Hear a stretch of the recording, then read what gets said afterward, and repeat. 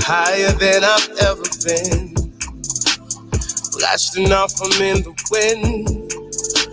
Above the clouds when it rains. Ain't nobody pulling me down.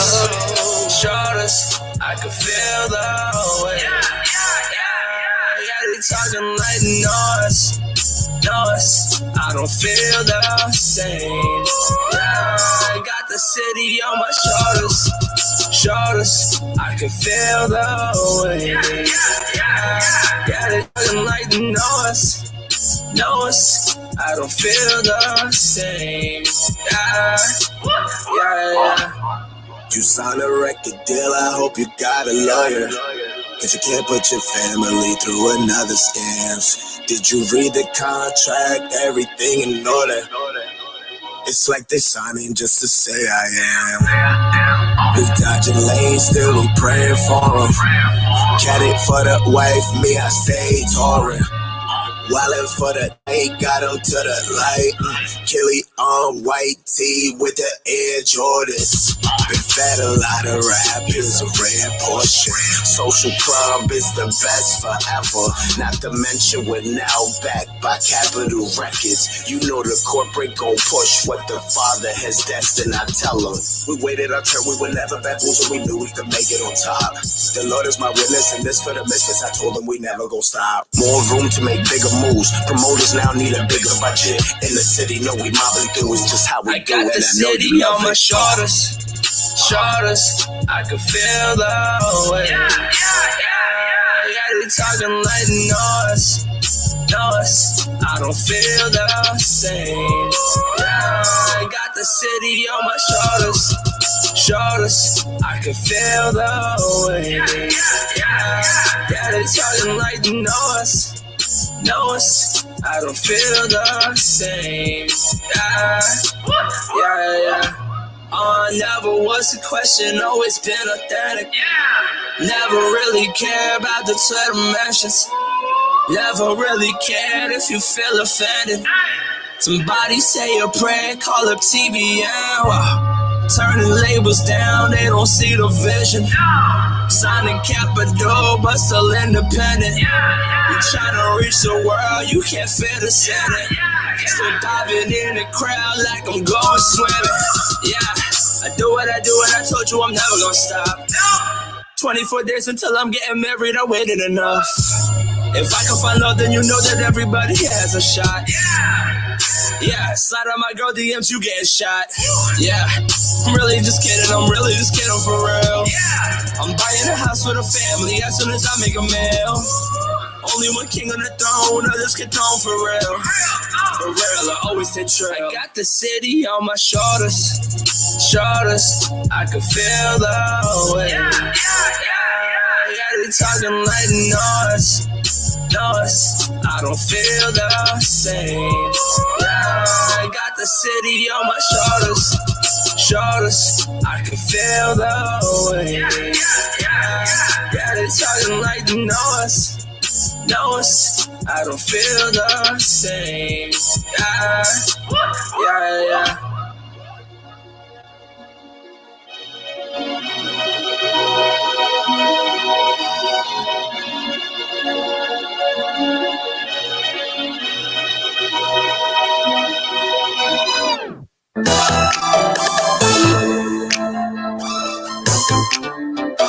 Oh yeah, that's up on them kids. Lord, you gave me a reason to live. Lord, you gave me a reason to stay. To proclaim your high praises, so I'll endure to the end. Lord, I know your purpose is perfect, your word is worth it. I'm never uncertain, never nervous as you deliver the verdict, because your judgment is justice, and justice is just as we heard it. Concerning those who immerse themselves in the matters of heaven on earth, never deserting the first word. Love, as we emerge into the light, from the darkness into the truth we are brought, and come face to face with the Father. So then it's obvious our purpose is praise, so we give thanks to the Father for grace. Lord, you gave me a life to live, so I live it, and everything I'm giving you praise. Lord, you gave me a reason to live. Lord, you gave me a reason to stay, to proclaim your high praises, so I'll endure till the end. Take this occasion to make praises to the Most High, who gives us evidence of mercy and truth that endures, whose way is far from obscure. No scheming, plotting, no lies, no trickery in disguise, whose victory is entirely for eternity. He sits in heaven, reigns in supreme commander in chief, who never casually speaks, but only speaks to his word. Embrace his word as his word. You'll see the promise is yours and find your purpose for certain, for sure. I'm just a vessel with a gift to exhort, to encourage your saints, share grace and bring the report. I'm here to tell you what the truth is. Embrace the truth, share with the master in the true gift. Glory. Lord, you gave me a reason to live. Lord, you gave me a reason to stay, to proclaim your high praises, so I'll endure till the end.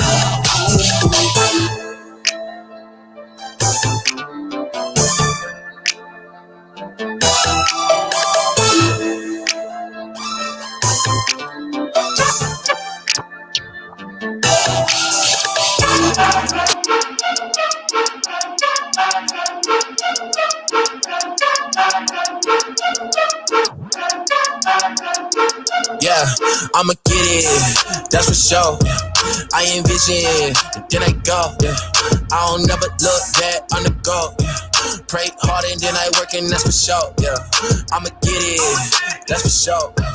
I envision, then I go. I don't never look back on the go, yeah. Pray harder than I work, and that's for sure, ayy. Pops always told me work for what I want, yeah.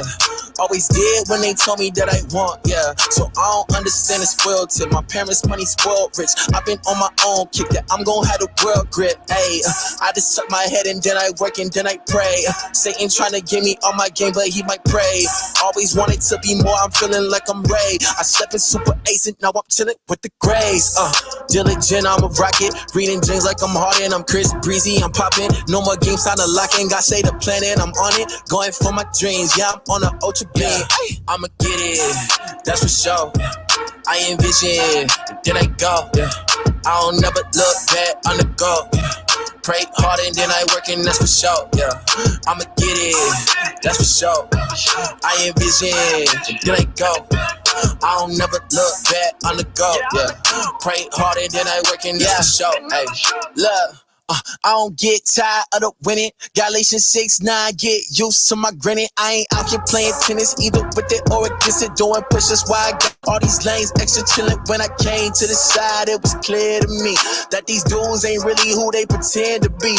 Yo, never understood why artists don't grind hard. Ay, then it came to me, they been eating caviar. Ay, never perform with 4 people in the crowd. They never had to worry about dudes messing with the sound. Yeah, I bet they never had their teens sleeping on the floor, skipping leg day. Bet they never even got saw. Ay, bet they first tour was a worldwide tour. Ay, bet they biggest worry was what type of car tour. I'ma get it, that's for sure.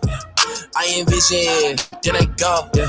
I don't never look back on the go. Pray hard and then I work, and that's for sure. Yeah, I'ma get it, that's for sure. I envision, then I go.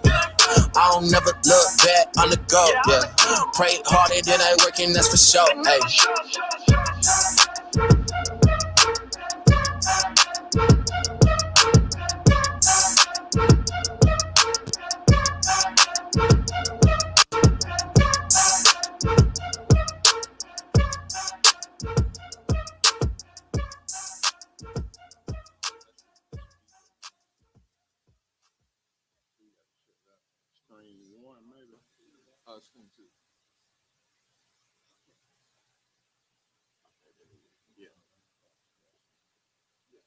Why would you do that?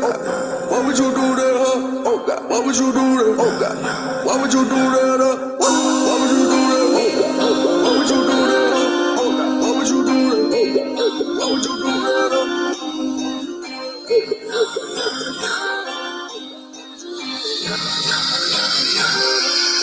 Oh God. See, we out there repping him, wonder at the same time our Christians out there repping sin. Oh God. See, we out there repping him, wonder at the same time our Christians out there repping sin. Single flag on my headline, we lead from our profile. Face labels, Christian artist, I love Jesus, my quote now. On Facebook, I'm posting, I have a quote, I'm a doctor judgment, don't bother open that good book. Our Christians say it in a documentary. I rep the king, the message of he's seen, he bended at knee. Surrender my Lord, hit is of me, there's just What's up, everyone? What's up, family? I'm so glad you tuned in with us here at home and everyone that is here at the spot with us. Man, this is a beautiful Saturday. I can't wait to spring, man. How you feeling, DJ? What's going on with you today? How you doing today? Yeah, it's one of those kind of days, man. It's lovely outside, man. You shed your little layer coat, you know what I'm saying? Go short sleeve if you want to. I feel you. I'm still kind of chilly. I don't like that cold weather yet. I still got to wear my jacket just a little bit. But man, you was up there mixing today. You had us in that groove like always, man. Why you do us like that today, man? Why you do us like that? Stay experimental, man. You know what I'm saying? Keep your brain cells popping, you know, find off them little electrons. And I dig it. You had grandma moving. I saw grandma moving. You had her moving. Her rocking chair was just going a little bit faster than normal. It was going a little bit faster than normal. Again, ladies and gentlemen at home, thank you for tuning in to another edition of The Session and Bible Beats and Bars. We got a great show for you today. But before we start off, I got a little word for you. It just hit me this week. You know, I was going through a week. I had my personal ups and downs this week. So I just had this text that just came to me. I don't know why it came to me, but I'm going to share it with you because I just feel like someone needs it right now too. The reading comes from Jeremiah 29:11. Again, that's Jeremiah 29:11. For I know the plans I have for you, declares the Lord, plans to prosper you and not to harm you, plans to give you hope. I got to say that again. Plans to give you hope and a future. I'm going to say that one more time because I feel like someone needs to hear that one more time because you're like, ooh, that hit me. Can't you say it one more time? I heard you. Someone say it one more time just for you, okay? Just for you. For I know the plans I have for you, declares the Lord. Plans to prosper you and not to harm you. Plans to give you hope and a future. I don't know, y'all can't see it right now, but I got my Chucks on. I'm feeling good today. These Chucks feel good too. But I know I saw a lot of people have their Chucks on this week. We got a lot to celebrate from this week as well, and we're gonna have a great talk as well. So I'm gonna stop talking to you right now. I already know you getting ends and you like, where's my music, Dre? Where's my music, Dre? The drummer DJ's over there. He already got his ends twitching over there. So I'm going to turn it over to DJ right now. So go ahead and turn your TVs up. You got a few seconds to go to your refrigerator. Get you something to eat and maybe even something to drink. Well, I suggest water, but whatever you're going to drink, you're just going to drink it today while you watching Baba Beats and Bars, all right? That's what we're going to do. So, DJ, go ahead and slice them up one time. They ain't got their Band-Aids, I ain't got mine. So, I'm ready today, DJ. I'm ready for your mess today, DJ. Let's go. Welcome to Baba Beats and Bars. Here we go.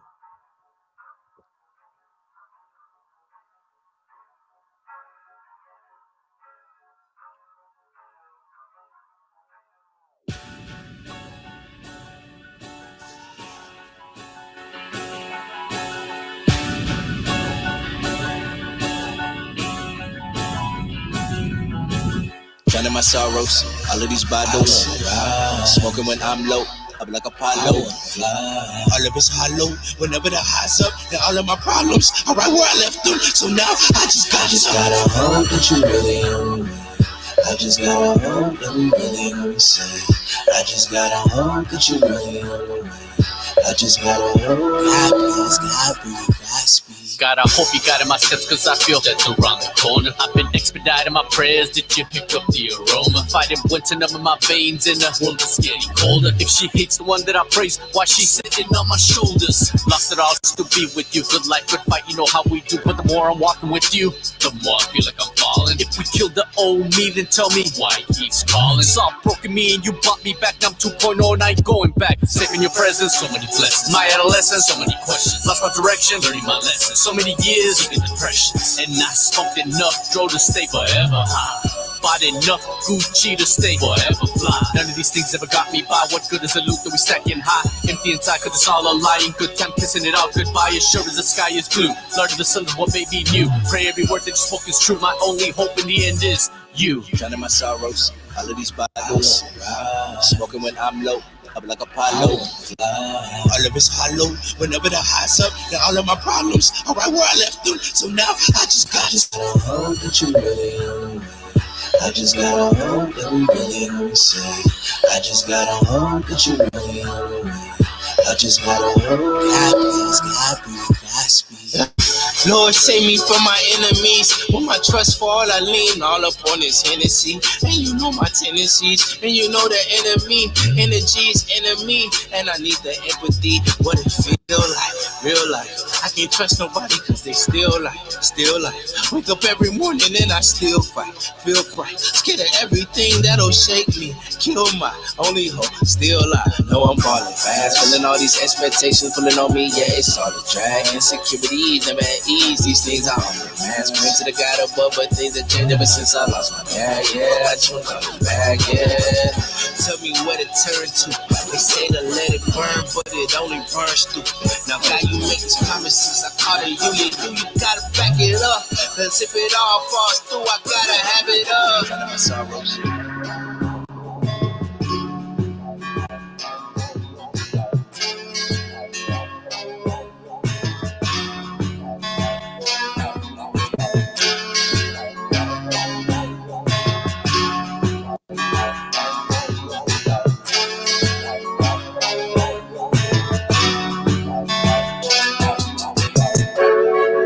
There's gotta be a better way, so I pray to see a brighter day.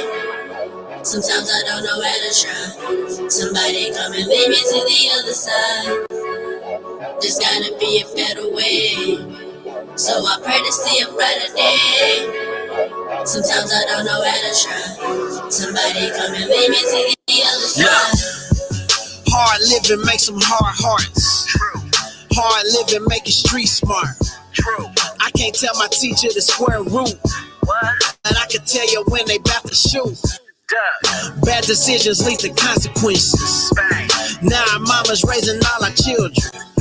Been a survivor grinding in the trenches. Will I die in the cemetery? Our prison sentence. Now if we miss it, what is it we not getting? A few of us make it out, but what are they doing different? They never came back and told us. Meanwhile the streets getting colder. PTSD like a soldier. Hustle just to get over. They tell me trust God, how I do that? Man, my pastor made it out and didn't move back. I just adapt to these streets and become a savage. How I lose my way if I wait, DJ. That's how you feeling today, DJ?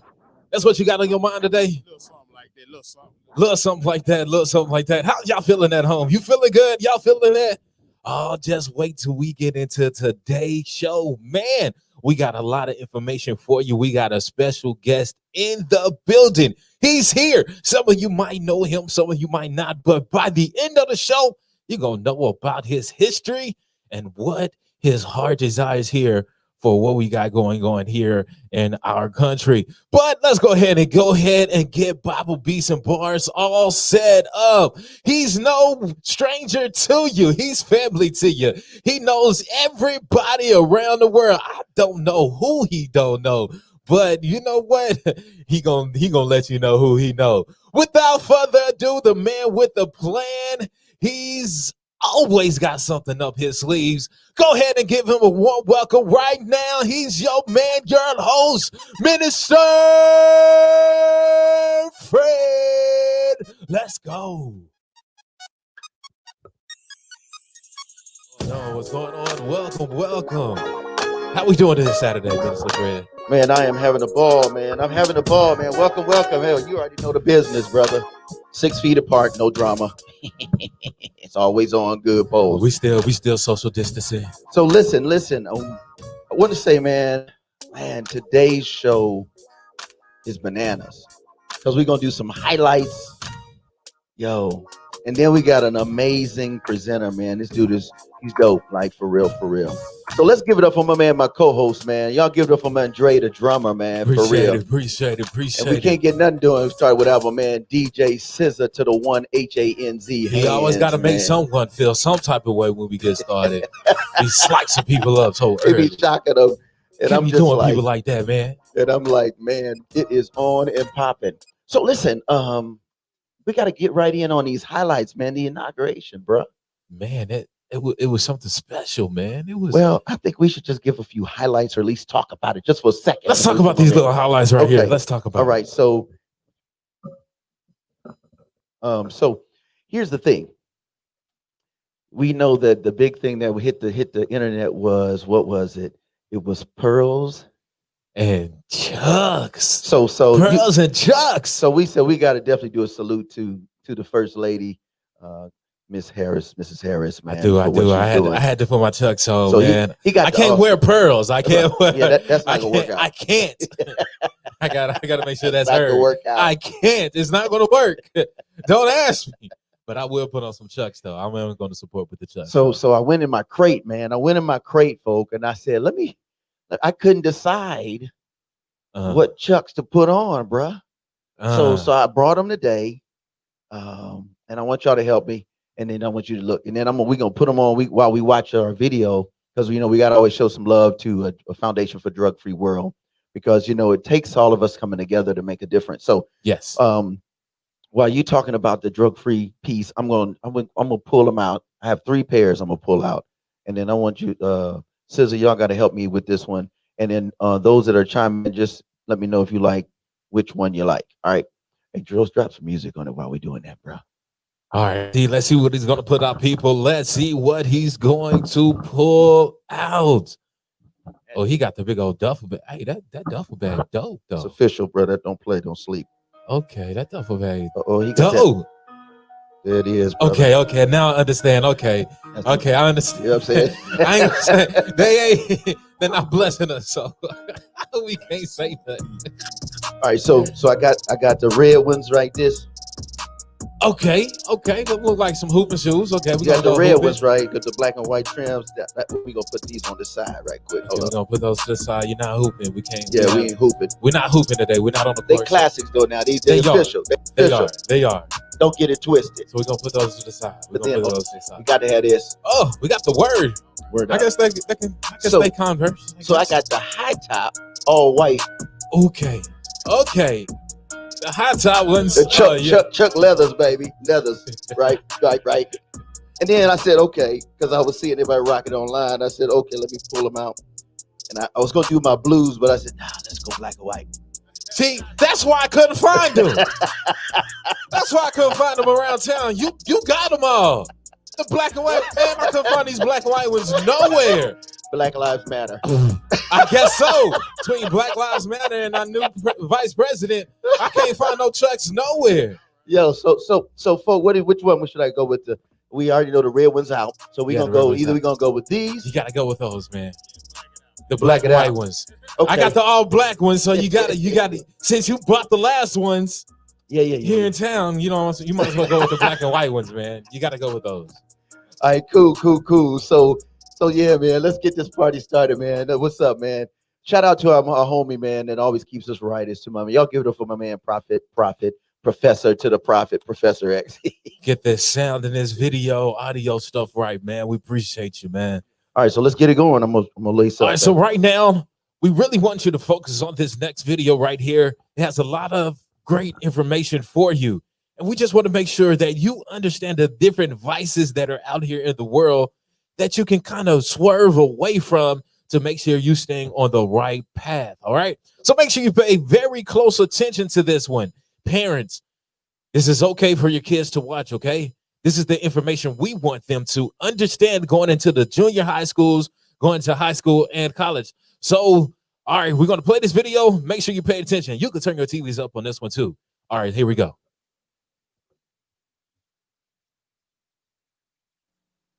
Dust off whippets, nitrous oxide, air fresheners, air duster, NOS, markers, butane, inhalants. It kills brain cells, it lowers IQ, it makes you into a zombie. Inhalants are toxic things that people use to get a quick high. There are more than 1,000 household products that people use as inhalants to get high. Most commonly used in the US are shoe polish, glue, Poppers, gasoline, lacquer thinner, lighter fluid, nitrous oxide. other paint solvents, and dust off. Poppers and whippets, which you can pick up at a club or concert, contain really poisonous chemicals that can permanently damage your body and brain. In the long run, it can hurt your body. It can cause damage to your intestinal tract and stuff like that.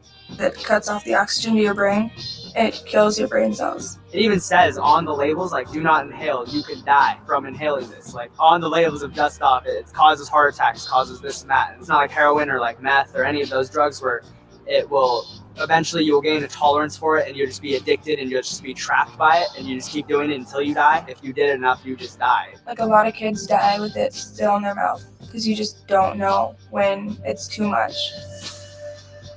I did the whippets, I did like air freshener cans, like dust off for like computer equipment and stuff. Spray paint in a paper bag. Inhale it through a shirt because you don't want the freon to get in your throat. With the whipped cream, you just push the top part and inhale the air when the whipped cream comes out. People put it in a balloon, you inhale it, exhale and re-inhale it through the balloon. Or you could just like puff it straight out of a can or whatever it came in. I'd have to say it was probably 13. I think I was 14 or 15. I was 15. My friends and I were sitting behind a dollar store. I just showed up because I knew that was like a hangout spot. We would go there and drink or smoke marijuana. And they were all sitting around a circle just inhaling butane, like lighter fluid. I was like, what are you guys doing? We're inhaling, it's kind of new. I don't know, it's cool. Someone just discovered it, I guess, through somebody else and then brought it up. Honestly, we had nothing else to do. I went to a rave with one of my friends. There was a guy sitting in his car with a tank. Just pretty much asked me if I wanted some, so I said sure. He filled up a balloon and gave it to me. He called it devil in a can. So it'll blow your mind. It did. It was bad.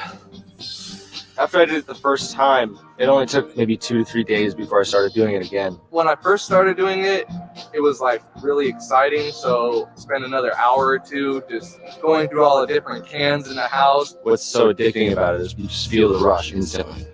It just hits you immediately. After I inhaled the whole balloon, I couldn't hear a thing. All I heard was wah, wah, wah, wah in my head. People were talking to me, but I couldn't make out a single word. I want to do it right away again because I would go away so fast. For 20 seconds, you have a false happiness. So you want to get right back into it. The whole goal is to be high, so you just do it, like, want it right away again. I wanted to do it again. So you have to keep doing it over and over and over again. I was doing it every single day. I was addicted to it, for sure. I passed out. Me and my friends pass out a lot. Been passed out for quite a while, like a few minutes. 5 minutes. I passed out in my house a few times. Pass out, I was just in bed. I'd pass out and I wake up every 10 minutes or every hour. And as soon as I wake up, I'd search for it. And I'd do it again. And I would do it to the point where I would pass out every single time on purpose.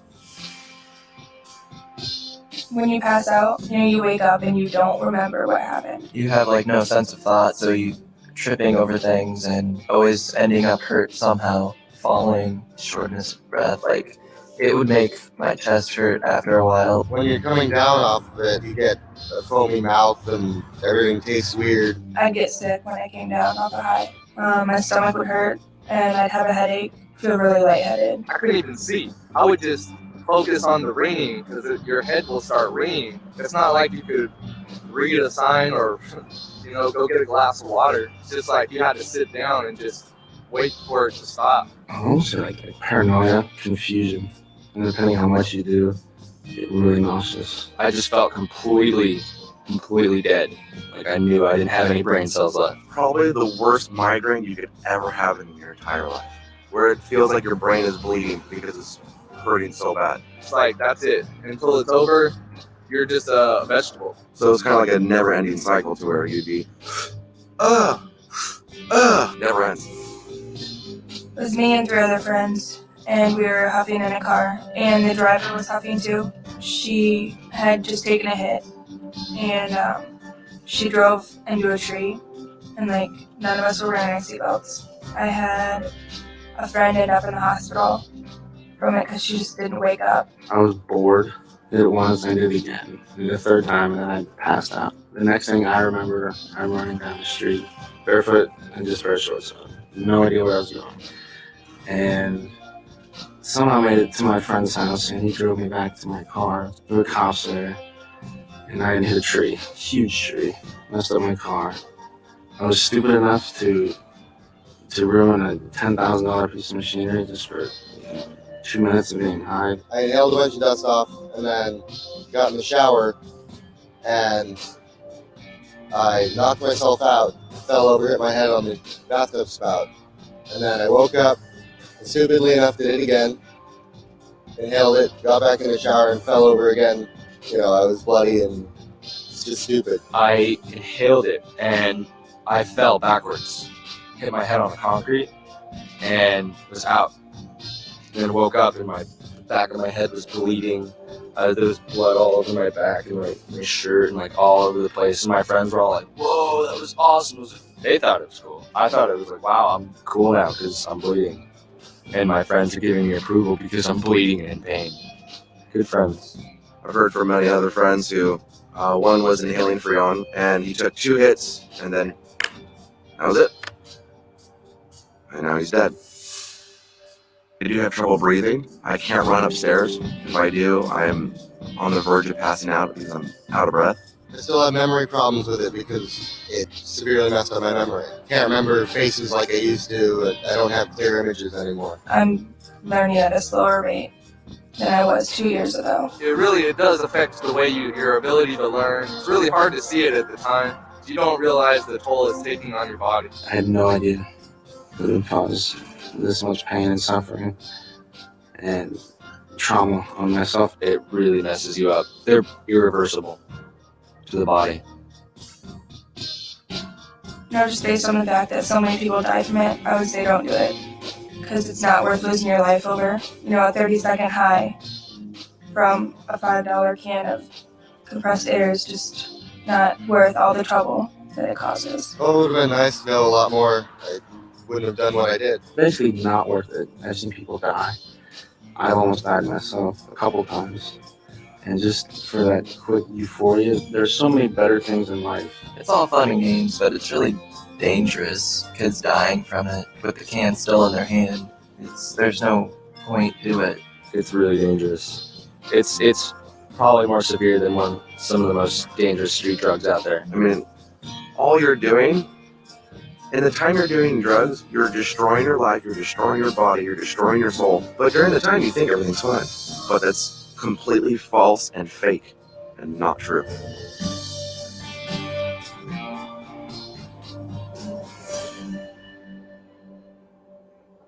Wow. A $5 can of something you buy in the store, 30-second intake or injection, and you're dealing with brain loss, death. Said he hit it twice and then didn't wake up. I don't get it. I don't understand it. Why the reputation of it after you get a bad effect from it? But why do you think it's so cool for that bad effect though? I'm just lost. I don't get it. I don't understand. Peer pressure, bro. It's just like, we all run together. It's like, let's just take the session Bible Beats and Bar. We do this every week consistently. And the more we do it, the more people begin to follow. The more people say, hey, I want to run with those. Those guys are cool and they're doing X, Y, and Z. For us, it's positive. But imagine doing X, Y, Z and it's not positive. Yeah. And then the next thing you know, you run 5 guys, a 13-year, 14, 17-year-old, and then they seem like they're having fun. They don't see the falling out, busting your head. They don't see any of that. They just see the other side. Oh man, they the cool boys, they the cool chicks, this and that. And so we just want to impart this information to you because at the end of the day, there is help. Yes. There's help. You're not in it alone. You're not in it alone. Scissor, what do you think, bro? Got to address mental health and all that type of stuff, depression, man. You know, you don't have your self-worth. You find yourself doing anything. You don't stand for anything. You fall for anything. So it kind of starts within, and maybe even your home situation with your youth, the traumatizations, how people want to feel that kind of way to numb the pain that they're going through. So it's understandable, but not the healthy choice. Right. That's real. And again, you can always reach out to us at info@nomoredirty.org. Go to our website, nomoredirty.org. You can go to Crisis Services of North Alabama. All you got to do is just get on your cell phone, punch in 2-211, and then talk. That's it. Then someone's going to pick up that phone and say, hey, how are you? How can I help you? What's your zip code? Where are you at? What can we do for you? You say, if you 35810, 35805, you don't have to even give them to the extra stuff. They just want to know how they can get to you if you want to be helped. And then they have counselors. All this stuff is free, bro. Free 99. Like it's free 99. But you know what? I got to pick it back off what Scissor said. Sometimes, he said the line, if you don't stand for anything, you'll fall for anything. But also I have to combat that because curiosity definitely kills the cat. Because one thing we've realized on this video, that everyone was always curious. It was a curious aspect of why they wanted to try. They seen someone else do it, like you said before, or they just wanted to know what's going to be the outcome if I do that. So when we're showing these things, we're not showing it to you to give you the aha moment. Maybe I should try that too. No, it's to make sure that you stay away from this. And we're showing you what could happen if you let curiosity take advantage of your mind, because the idle mind is always the devil's playground. It is a tool shop, brother. So you can decide how you want to deal with those tools, or if you want someone else to manipulate you and be in control of those tools, brain, body, function, service, development, growth. So it's just that serious. So again, shout out to a Foundation for a Drug-Free World. And then also thank you so much for taking the time to be with us. And please share this, go to our YouTube page, No More Dirty INC. Share on your page and share. Or just say, hey, man, I'm going to get my kids, I'm going to get my homies and tune in every Saturday at 2:00. And if we can be a blessing and we try our best to do that, we're going to do that. That's what we're going to do. That's what's up. What we got next, bro? What we got? I was just about to ask you where we going next. I'm feeling kind of antsy, you know what I'm saying? I got my Chucks on, baby. I got my Chucks on. I got my Chucks. He doing his thing. He got the little classic slide on. He got that Tennessee swag. I had to get a knockoff Vans, man. Y'all had to excuse me. Oh, man, I like Vans too, though. I used to be a skateboarder, so that was my thing. So let's give them a little. We're gonna show you a highlight real quick. Let's get in here, and then after I want you guys to think about what it felt like when we see this. Let's do it, Professor. We got you. Y'all gonna love this one. This one was a highlight and a half. I'm gonna be honest. It was crazy. Oh yeah. This is good. This is good. C-SPAN, proudly true to our mission for 40+ years.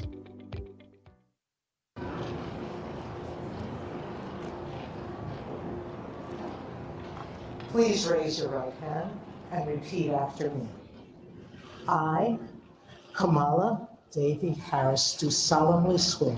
I, Kamala Davy Harris, do solemnly swear. That I will support and defend the Constitution of the United States. That I will support and defend the Constitution of the United States. Against all enemies, foreign and domestic. Against all enemies, foreign and domestic. That I will bear true faith and allegiance to the same. That I will bear true faith and allegiance to the same. That I take this obligation freely.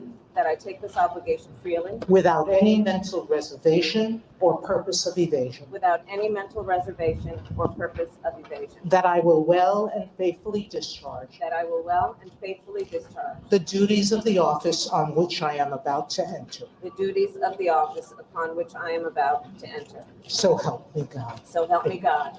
All right. Yo.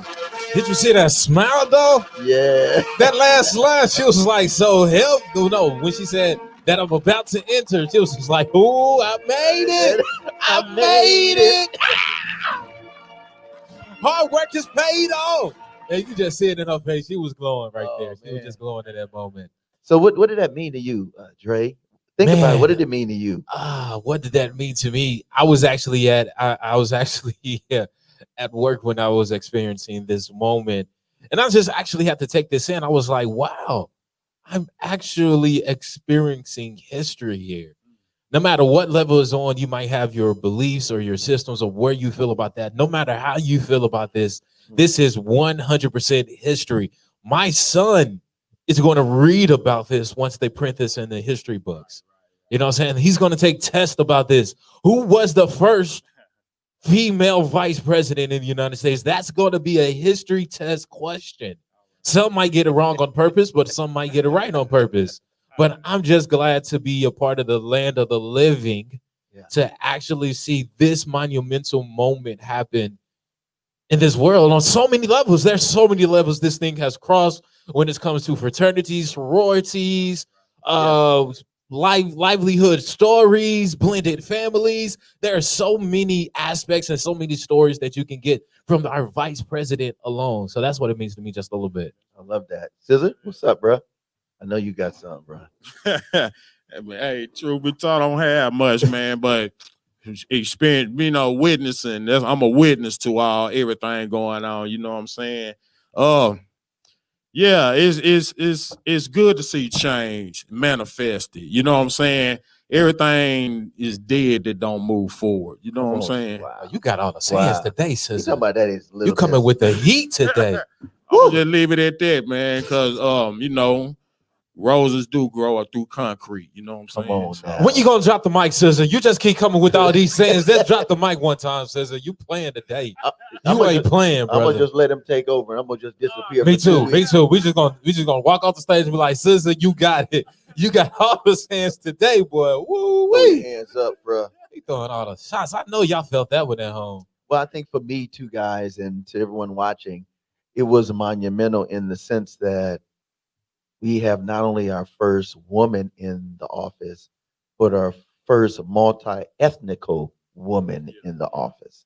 Listen, Black, African American, Jamaican American, because she had a father Jamaican. I like that word, Jamaican. That's what it is.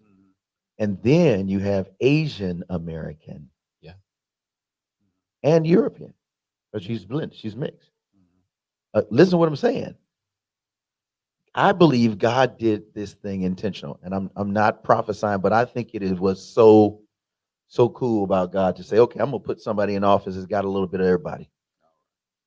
So if you're gonna hate one, you got to hate all. Oh, he sets them up, and he shuts them down. So it looks like he just set them up because, like you just literally. Now, look how this whole thing played about. Right, there are things that we can talk about, the pros and cons in terms of relationships and all that. But in that moment, having to deal with 4 years of so much separation and segregation, it made me go, God, I am so appreciative for people, and now I understand why we cannot hate. Mm-hmm. Let's go to the second video, which is another highlight, man. All right, let's see what you got. Let's see. Okay, if you got it like that. I'm curious, y'all. I don't even know what these videos are, so I'm gonna keep it honest with y'all. I didn't tell them any of this. They didn't tell us nothing, so he knows. We don't know this. So I'm about to see with y'all, so let's see what's up. I'm your potty training ally. It's not that one though. I have a hidden layer of waterproof TPU. I needed that. I got my son with me. So he might like this commercial right here. Staff Representative Stephanie Hager-Mucko, accompanying Senate Majority Leader, the Honorable Mitch McConnell, and the Honorable Elaine L. Chow, and Staff Representative Rochelle Graves Schroeder, accompanying the Chair of the Joint Congressional Committee for the Inaugural Ceremonies,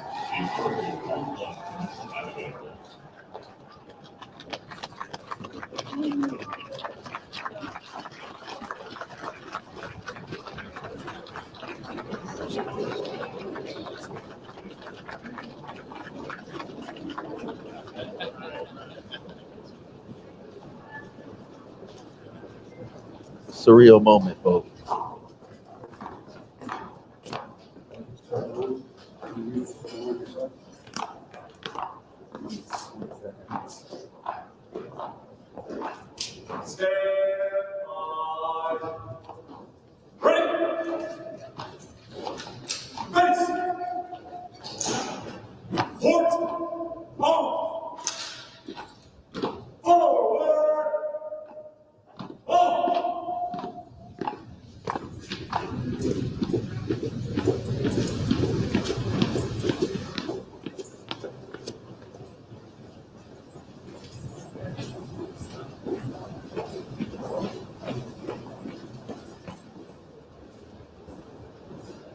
Wow.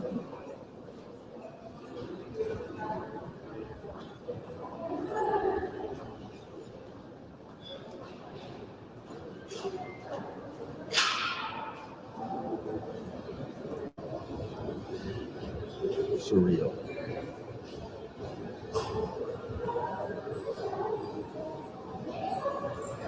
Got a blur in it too. See, that's why I was watching the record. I get to see these things. Man, I missed it. Ladies and gentlemen, accompanying the President-elect, the staff director of the Joint Congressional Committee and Inaugural Ceremonies, Fitzhugh Elder IV, the acting House Senate Sergeant-at-Arms, Tim Blodgett, and the acting Senate Sergeant-at-Arms, Jennifer Hemingway. This is so deep.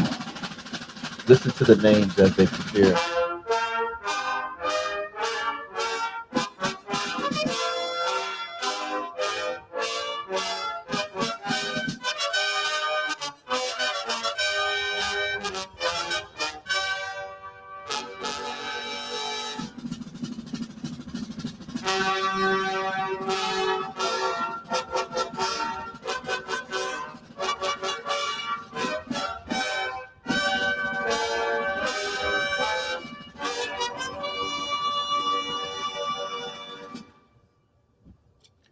Ladies and gentlemen, the President-elect of the United States, Joseph Robinette Biden Jr. and Dr. Jill Biden. Doctor.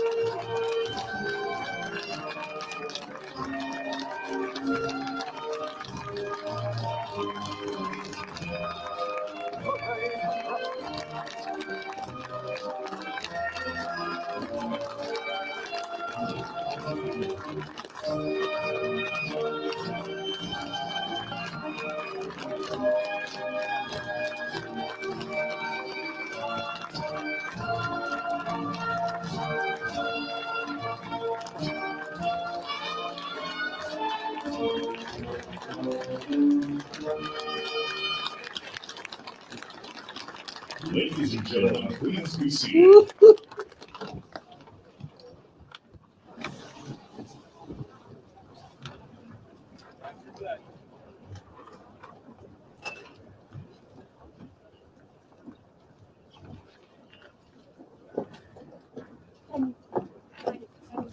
Please welcome the Honorable Amy Klobuchar.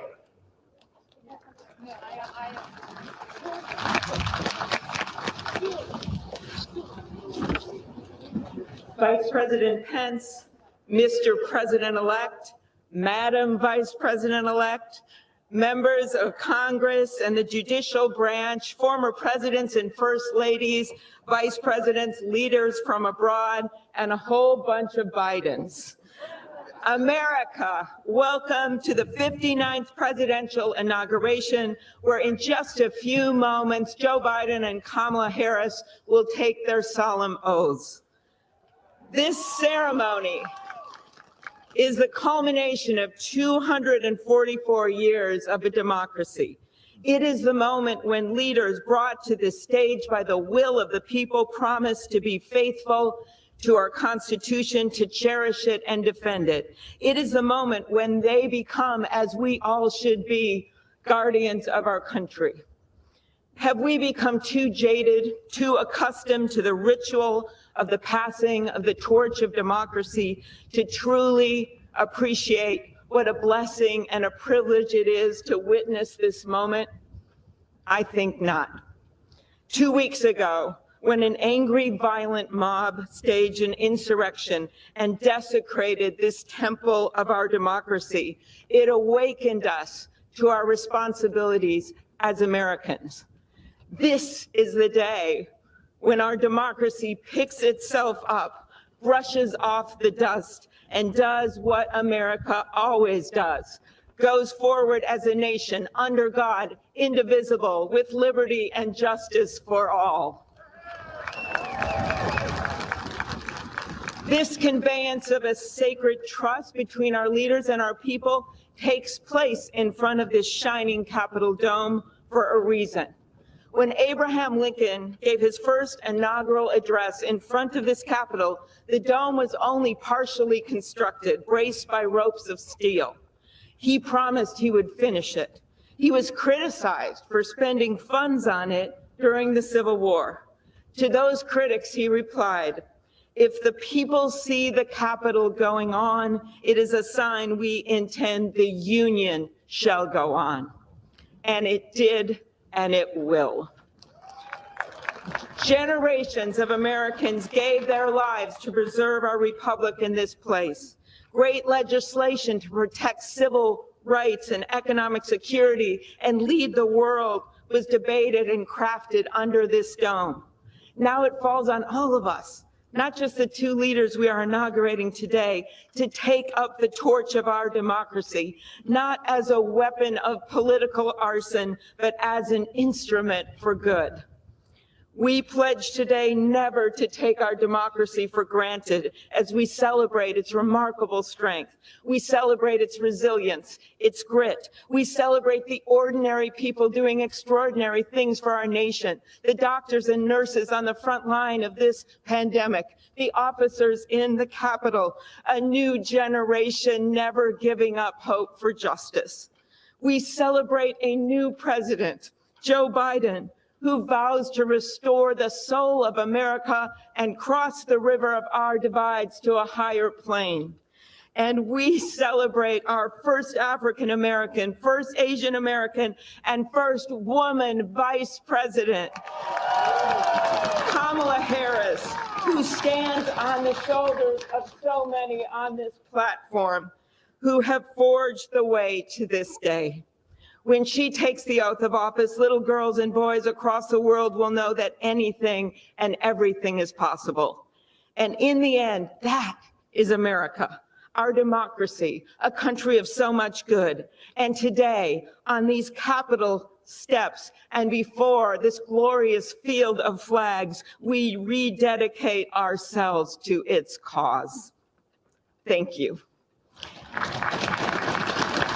It is now my honor to introduce to you the senator who has worked with me and so many others to make this ceremony possible, my friend and the chair of the inaugural committee, Missouri Senator Roy Blunt.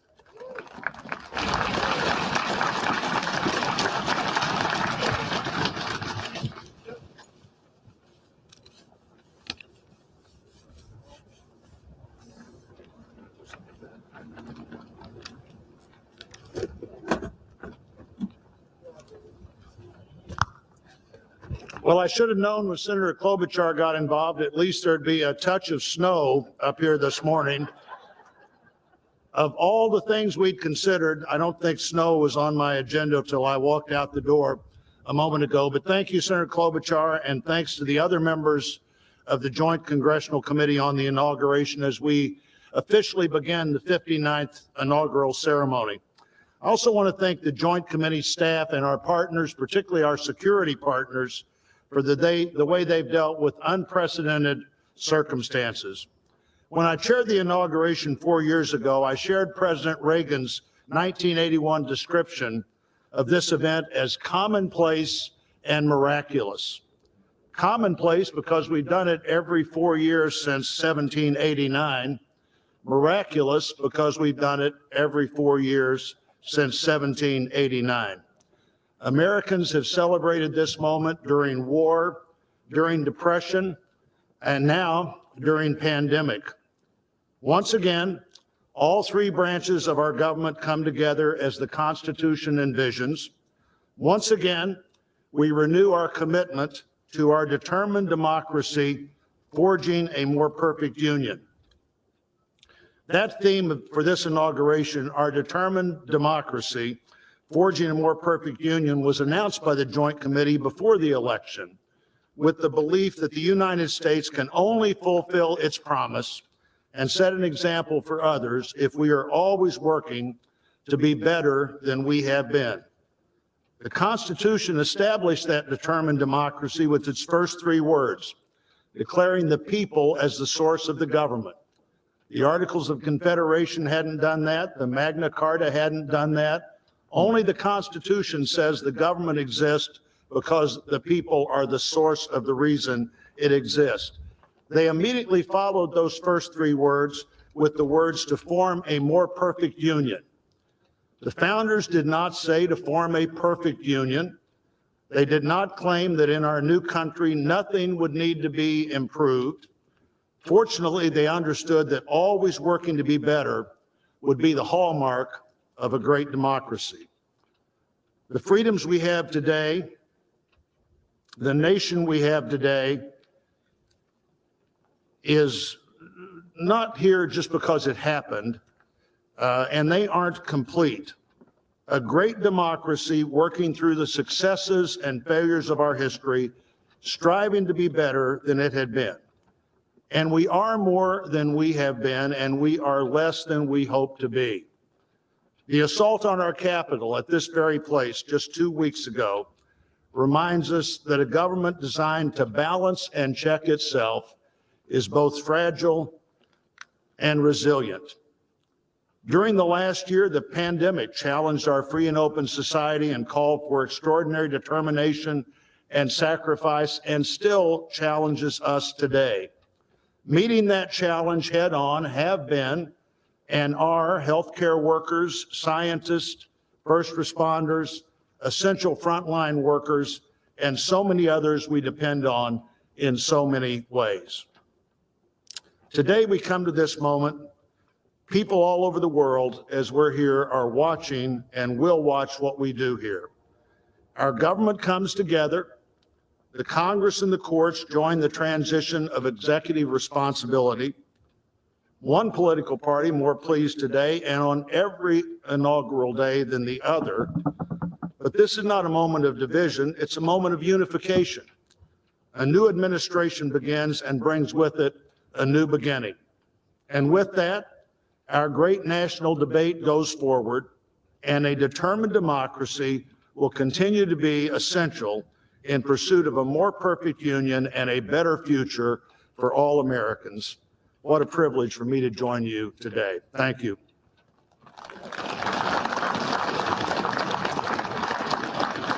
And I'm here it pleased to comes. call to the podium a longtime friend of the President-elect and his family, Father Leo O'Donovan, to lead us in an invocation. Please stand if you are able and remain standing for the national anthem and the pledge to our flag. If you would, hit pause real quick. I want to do our introduction of our guests, and then we'll come back and get back in. Wow, what do you guys think, man? Man, this is some serious stuff, man. I actually get a chance to actually, take some time and listen to their verbiage. Yeah, the sentence structure and everything. In their verbiage, they were actually excited about this change, about these things that was going on. Of course, politically, you got to keep your poker face. To play the game, you have to keep your poker face. But if you pay attention to some of those words and the way they formulated their speeches, they were actually in the place of uncertainty and coming into this presidency and not knowing where we're going to be as a United States or as a people. But now that this is what the people agreed on, correct. This is what we said we wanted, that we wanted to test out for the next 4 years. Everyone is actually kind of saying, well, maybe so. Maybe we're gonna rock this thing. Maybe we need to look at things differently. Maybe we should do things differently. I think this was that moment where everyone is actually looking at things from inwards. Yeah. Yeah. And not just from an outward perspective. They're actually, I had to go through some things, they had to go through some things. We actually seen the world actually hurt on all levels now. So we really can't turn a blind eye to this. So I just feel everyone is actually kind of excited about what's to come, because right now it's really up in the air. Anything is possible right now. What about you, Cesar? What's your thoughts? Then we're going to introduce. I like how Dre brought out the verbiage, man. You kind of hear some truths in what was done or implemented, you know what I'm saying, versus disguising and misleading, you know what I'm saying. it was like if we gonna hold something accountable, that sounds like something tangible there. You know, the other thing, and I want you, and thank you for obliging us. I know the video was a little long, but I wanted to say thank you for obliging us.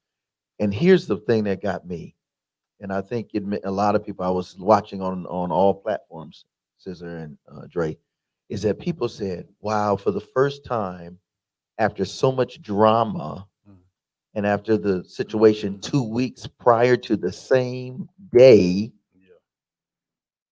They were able to realize, like I was when they were speaking. Number one, you had Democratic person speaking and a Republican. Yes, that was very Wasn't strange. that powerful? Yes. And they spoke to, this is why America must come together, without saying, I don't like you as a Democratic, I don't like you as a Republic, I don't like you as a liberalist or blah, blah, blah. Did you see the verbiage? And everybody was, like you said, excited that the one thing we have in common after 4 years plus a riot is that we as Americans don't want that. Yeah. Yes. Anything but that. Right. And I think it's important, because a lot of times all we want to do is it happened, yay, the pump and stand. You know what I mean? But then we don't really take the time to listen to what they're saying. Now it made me go back and go check out the Constitution. It made me go back and say, okay, how do I respect and love people that hate me and still call myself American? How do I address love in relationships when I don't see the relationships as we see it today? It's so many variety of family. And this is why this is such an important session. Let's go ahead and introduce our person. You want to jump that off? Yeah, I'm just going to go ahead and read a short bit of his bio. I actually had a chance to read his bio, and man, he's been busy. This is not a game for him at all. He's not playing with this. This is his life. This bio, when I was reading his bio, I was like, oh man, this man really lives this. He's boots on the ground, like we said before during our campaign run. Boots on the ground. He is one of these allies that are boots on the ground that's actually bringing this thing together. So I'm just going to read a little bit of his bio so you can actually meet him for yourself. You actually got to meet him. His name is Hy Thurman. Like he told me, he's not high, he's just high on life. Hy Thurman is originally from Tennessee and now resides in Alabama. A Southern migrant who settled in Chicago's uptown community and prominently Southern white community in the 1960s. Remember that date, because he's probably going to tell you a little bit about that history. At the age of 17, he became a community organizer.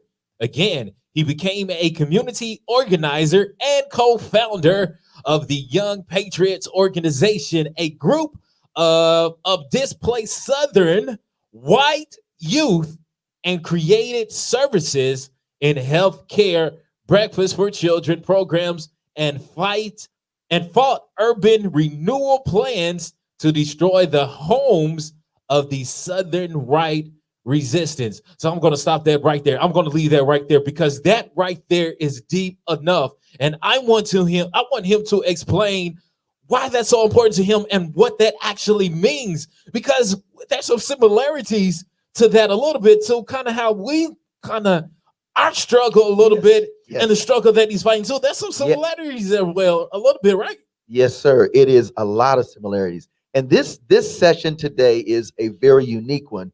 And we will play a few more musical features, but today we want to speak to your heart, your mind, and your soul. Because when you finish watching this session today, you'll never be the same. You'll understand the commonalities of the struggle, the commonalities of the success, and you'll understand why we the people. If you miss this, you have missed your greatness. You're going to come out to this saying, what must I do to be a servant? Hey! Drop something, bro. Let's go, DJ. Come on, man. We're going to bring you up, but we got to drop. So coming to the stage. This is why you can't fool with Scissor. You play too much, DJ. You play too much. Ladies and gentlemen, Give a warm welcome at home for our special guest today here on Bubba Visa Bars, the session, Mr. High Thurman. Ladies and gentlemen, let's go. Welcome. I'm glad to be here. Yeah, that's it. Come on, get comfortable, Doc. Get comfortable. We got a lot to talk about, I see. You bring the mic closer to you. Bring it closer to you so we can make sure everybody hear you. All right. All right. How are you doing today? Oh, I'm doing good. This is great, and thank you so much. And it's an honor for me to be here. It's an honor having you here on the stage today with us, man. It's a great honor. Listen, we when we had a conversation a couple days ago, and I was so taken back, guys, when we had our conversation that there are white and other individuals that are not black that was in this from day one with us. Y'all hear me? To I think you got to say it again for the people in the back of the bus. Listen. Right. While we realized that there were a lot of Caucasians and other non-blacks that were not for unity of all oneness and people in America, there were some and quite others that were white that chose to be allies and be in the struggle with us, knowing they were struggling. We're talking about white poor people in the fight with black poor people, fighting for equality, equity, fairness, good housing, not just affordable housing, and so on and so on. And to have Mr. Thurman with us today, it is truly an honor, my brother. I call you my brother because you are my brother. Come on, let's put our hands together for Mr. Thurman. That brotherhood, that family. We family up here. We For family. real. So go ahead and you ask that question, Mr. High. I'm gonna call you Mr. High if that's okay. Fine. Because I want to be very respectful. I know you cool people, and he's like, don't worry about it. No, you earn these stripes, bro. Mr. High, Thurman, we want to first question. Tell us a little bit about you and why at 17 you decided to do, and then we're going to talk secondly about the term young patriots, because 2 weeks ago they said they were patriots and they destroyed a whole bunch of mess. Yeah. But before we get there, we want to actually get to know who you are. You can give us that in maybe 3-5 minutes or so. We're going to take our time today. Bear with us, but we really want you to, because people want to just rush through stuff and not get the truth. So today we're going to give you some of that truth, and we'll get some music. We're giving you meat and potatoes today. For real, for Straight real. meat and potatoes with a little bit of green beans, okay? Well, first of all, the reason that I got into what I called revolutionary politics, Revolutionary politics, which was at the time that, in the 60s, that certainly Dr. King and a lot of others are talking about revolutionary values and, respecting values, but also changing a system that was such an oppressive system that it was not only oppressive to blacks, of people of color, but it was also oppressive to poor whites. Right. I started out when I was about 3 months old, going into the fields, working with my family. I was raised in a single parent, very poor family, and my sisters at that time would kind of watch me and my twin brother, and they would go pick the strawberries or, the beans or whatever. Wait. So so you saying you were a sharecropper? Basically, yes. And that's the way we would eat in the evening, because we would bring our money together. So that's how we could eat. Wow. We were very poor, and there were really no services around for us at that time. And as I got older, of course, 4, 5, 6 or something like that, I'd have to carry the bean bags or the strawberry carts or whatever down and collect the money so my family could still keep working. Right. And as I got older, of course, I participated in, in the labor, the work itself. And I'd always wonder why, we were that way. And I knew that other people that I knew and went to school with were not that way. And so that I always thought about that. And my family and others, just, and people of color that were poor were always treated differently. We're not treated equally. And so there was a whole class system that went on in my town in Tennessee, and even to the point to where if someone in the middle class would commit a crime, a lot of times they would come and arrest the poor white, or if it was a black, poor black, what have you. Wow. And so I was arrested on several occasions. My twin brother was sent to Nashville to a reform school for a crime that he didn't commit, and my older brothers too. And so that always bothered me, of course. Right. I always saw the indifference and if something happened in school, they would a lot of times blame the poor person. And so we were working alongside and living alongside blacks in our community. We were living in the black community, and this is where I think I started to understand racial tensions, racial situations, because I was never, ever treated differently by a black family. They always treated me as an equal. Wow. Wow. They took me in, fed me, babysat me, and took care of me. So I think at an early age, I started learning that. Right. And I couldn't understand why, black people or people of color were treated differently. And it all had to do with hate. It all had to do with racism. It all had to do with what you were taught. Right. Correct. And so when I was 17, I had a chance to go to Chicago. My brother had already went to Chicago, and he had gotten involved in a street gang. He was gang banging up there. And then this particular community was an extremely poor community. The unemployment rate was like 47%. Wow. And, Whoa. and there were more jobs, there were more people unemployed in this community than there were jobs in Chicago. Wow. And this was not only uptown community, which is primarily southern white, and there was many as 40,000 that was living there at one time. But the black communities and the brown communities were the same. Wow. And there were no real training sessions for people. And the city government, Mayor Daley that ran it, was like Trump. I mean, he did not like, he did not like people of color. He did not like poor people. And he even went so far as making a statement that there's no slums in Chicago. Wow. There are a lot of slums in Chicago. Right. But he kept us all segregated, because that's how he controlled the community. Okay, let me segue in there. Mhm. You guys hearing this? I'm so glad you did that, because this is so deep. This My is God. so. I was like, it is mastermind the systems of inequality and hate. And 3, 4, 5 years old, he's white folk. Standing next to another 3, 4, 5 black and brown folk. Grabbing beans to get money so dad don't have to die Doing off. the same job.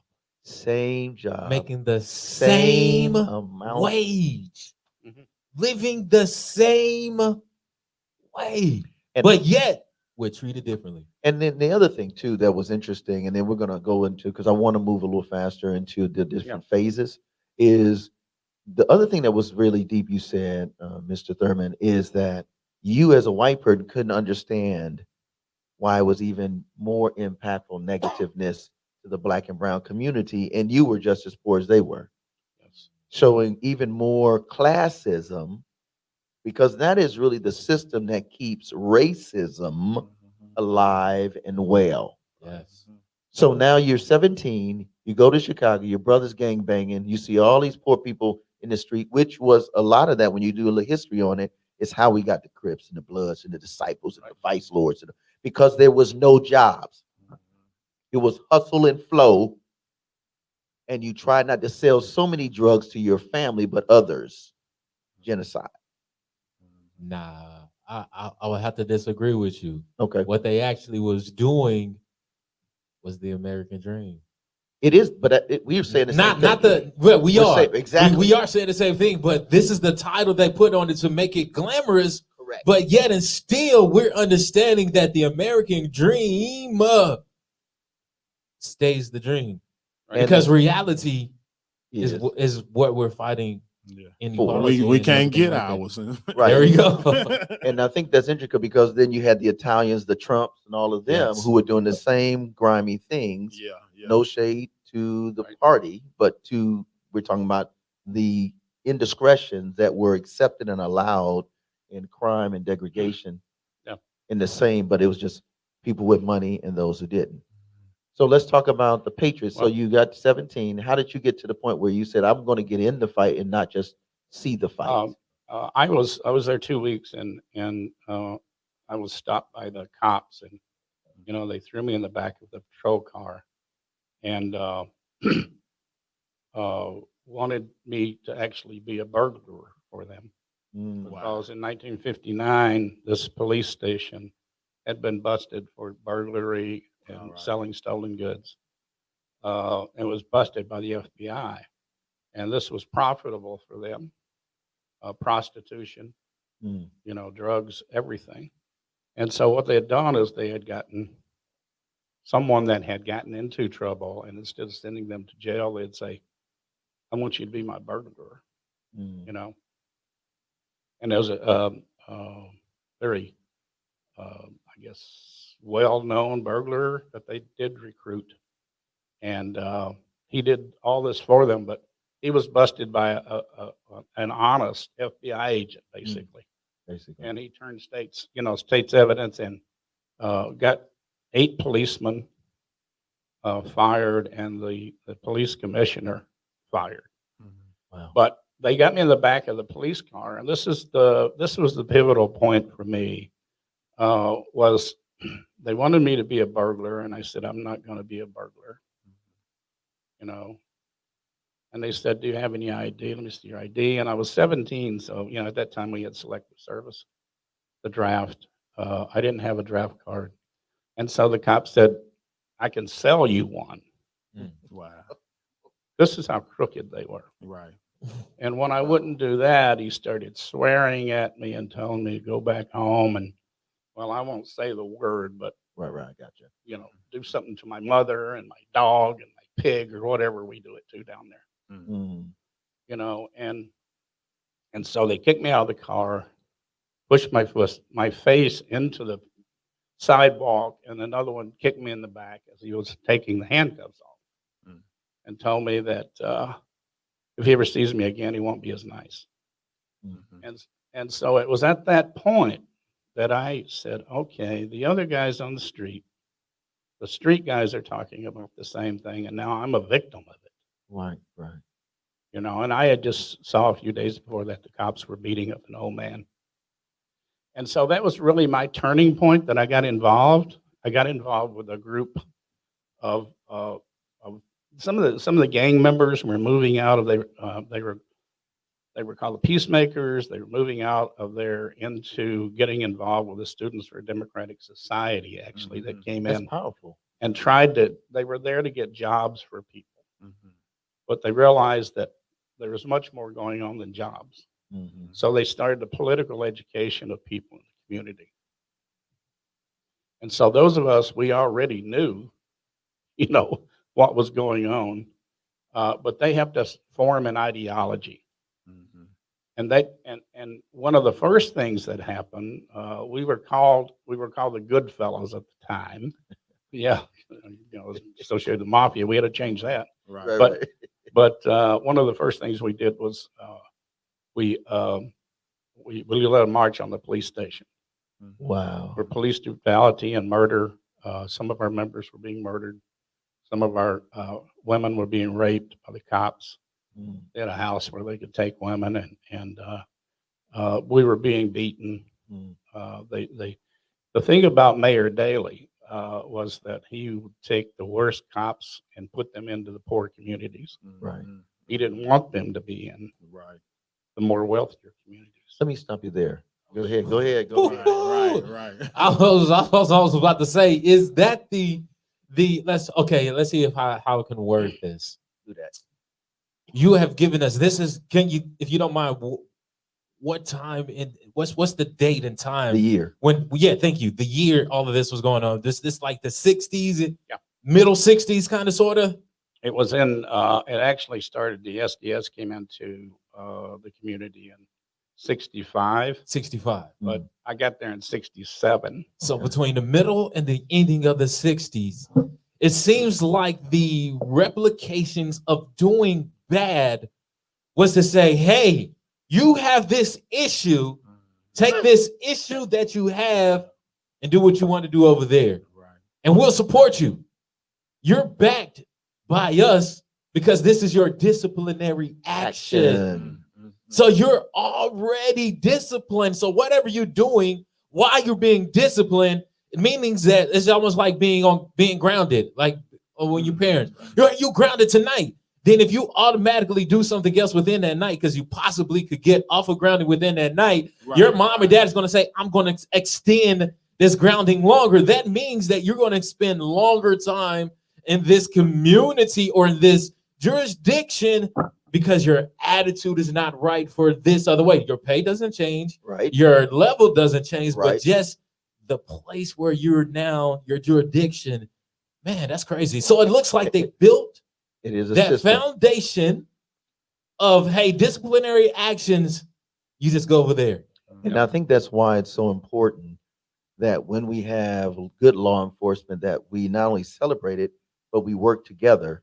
And if it's not good law enforcement, we do like what we are doing now. Talk about it. We protest, we do the petitions, we do those things, and that Mr. Thurman is talking to us about. So then what was the next step? Well, But how did you get to the next level of community service? Okay, this was This is just before partly due King. by the Black Panthers. Okay, so let's talk Black Panther. Come on. Tell us about that one, because that's rich. So That's deep in that history book. And I love this because, listen, folks, this is just good stuff, and you got to know this so that you won't be ignorant. Right.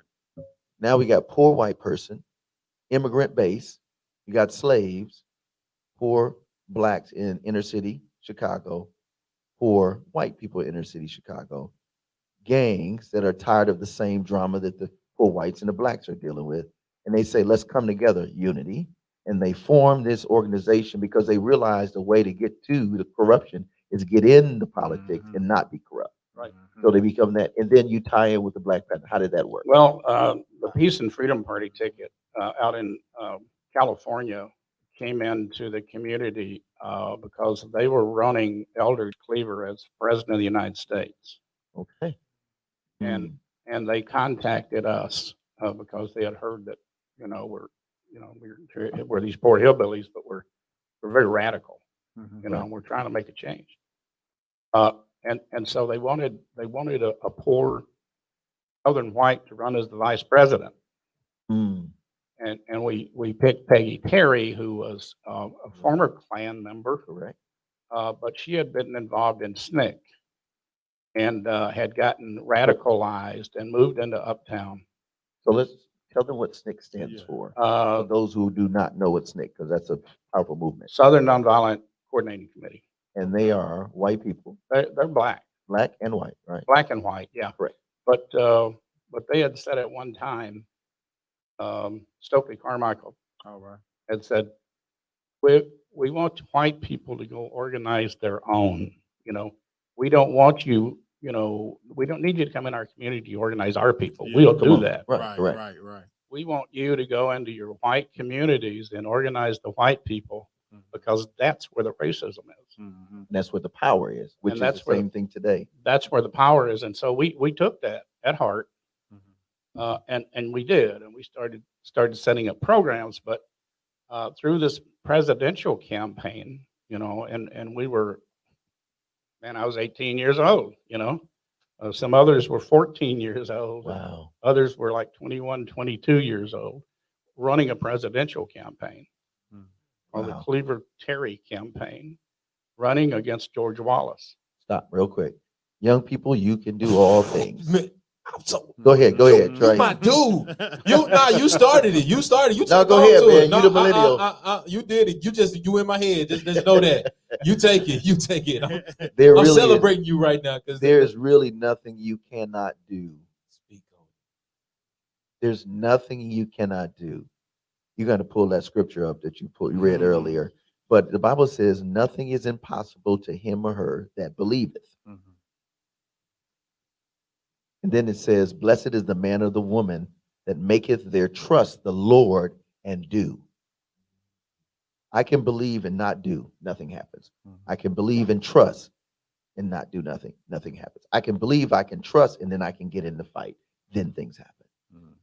I got to tell you before you go. I tried to be quiet. I tried to. No, that's okay, bro. I tried to. We gave you a disclaimer. This is meat and potatoes. I tried to be quiet, but I like to correlate things. I like to bring things into perspective. I like to do that. I'm good with it. So you said that a lot of people at the ages of 15, 16, 17, 18, 19, 20, 21 was running a political campaign themselves. So we're talking about adolescents here. People in high school and probably their first years in college here, making a big move. And it correlates to, I'm bringing it back home, Yeah, all right. The man upstairs started his work at how old? Age 13. I'm done. 13. Finish your story. I mean, is it safe to say the influence of the Black Panther Party, how they raised their youth in the community, playing a part of discipline? Yeah. So it impacted you. The Black Panther said, listen, handle your business with your folk. Then what happened? Well, that's the group, Black Panthers. They didn't really get involved for another year or so, but through that time, we were able to break down some of the racial barriers in Chicago and across the country.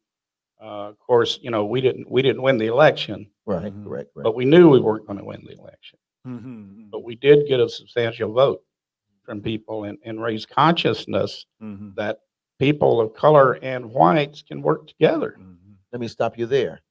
That's what we did this past election. Consciousness. We made history in Madison County. Consciousness. We had a candidate that ran for the mayorship, did not win. But do you know how many people were impacted? DJ Scissorhand was on the ones and twos. We had our own, like Public Enemy had a song, and Shaft has his. We have DJ Scissorhand, bro. And every time we was turn up, the music was thumping, and we was doing peaceful protests. And literally, then you look at literally, Monument has been moved.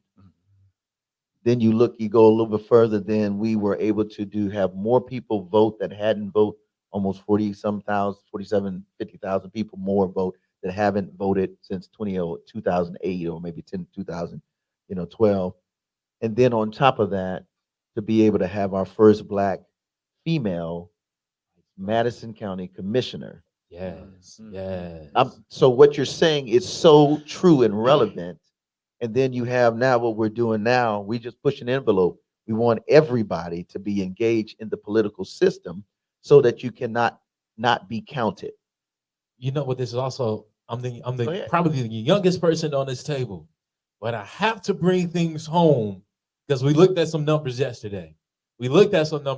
So this is still very important to everyone. So the way I'm seeing it as a young person, you laid your time, doing your time, you laid the foundation of how to make this thing work, how to put this thing together.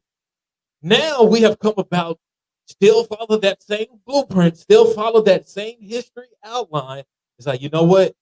Because it didn't happen before, we can still use this same system to bring consciousness about to what is going on, and we can make the history that we have made. So that means that your work may not look like it's doing anything right now, but over time, you have actually seen the fruits of your labor. Let me jump time here, and then I'll come back. We haven't gotten that. Oh, right. Let's get into and back, jump forward a few years. 70s, 80s. Uh, we, we, along with the Black Young Lords. Hang on one second. Let's get that mic right because you got to have that mic right. All right, try it again. Okay. We were approached by the Black Panthers in Illinois, Fred Hampton, and You turn him up a tidbit. they invited us into the coalition that they were forming with the Young Lords, which was a Hispanic gang that had turned political. Mm. That's good. And so we call ourselves the Rainbow Coalition. All right. All right. Now I know that some people think that Jesse Jackson started. He didn't. Okay. We started this before him. All right. Now we did work with Reverend Jackson, and he did use the name.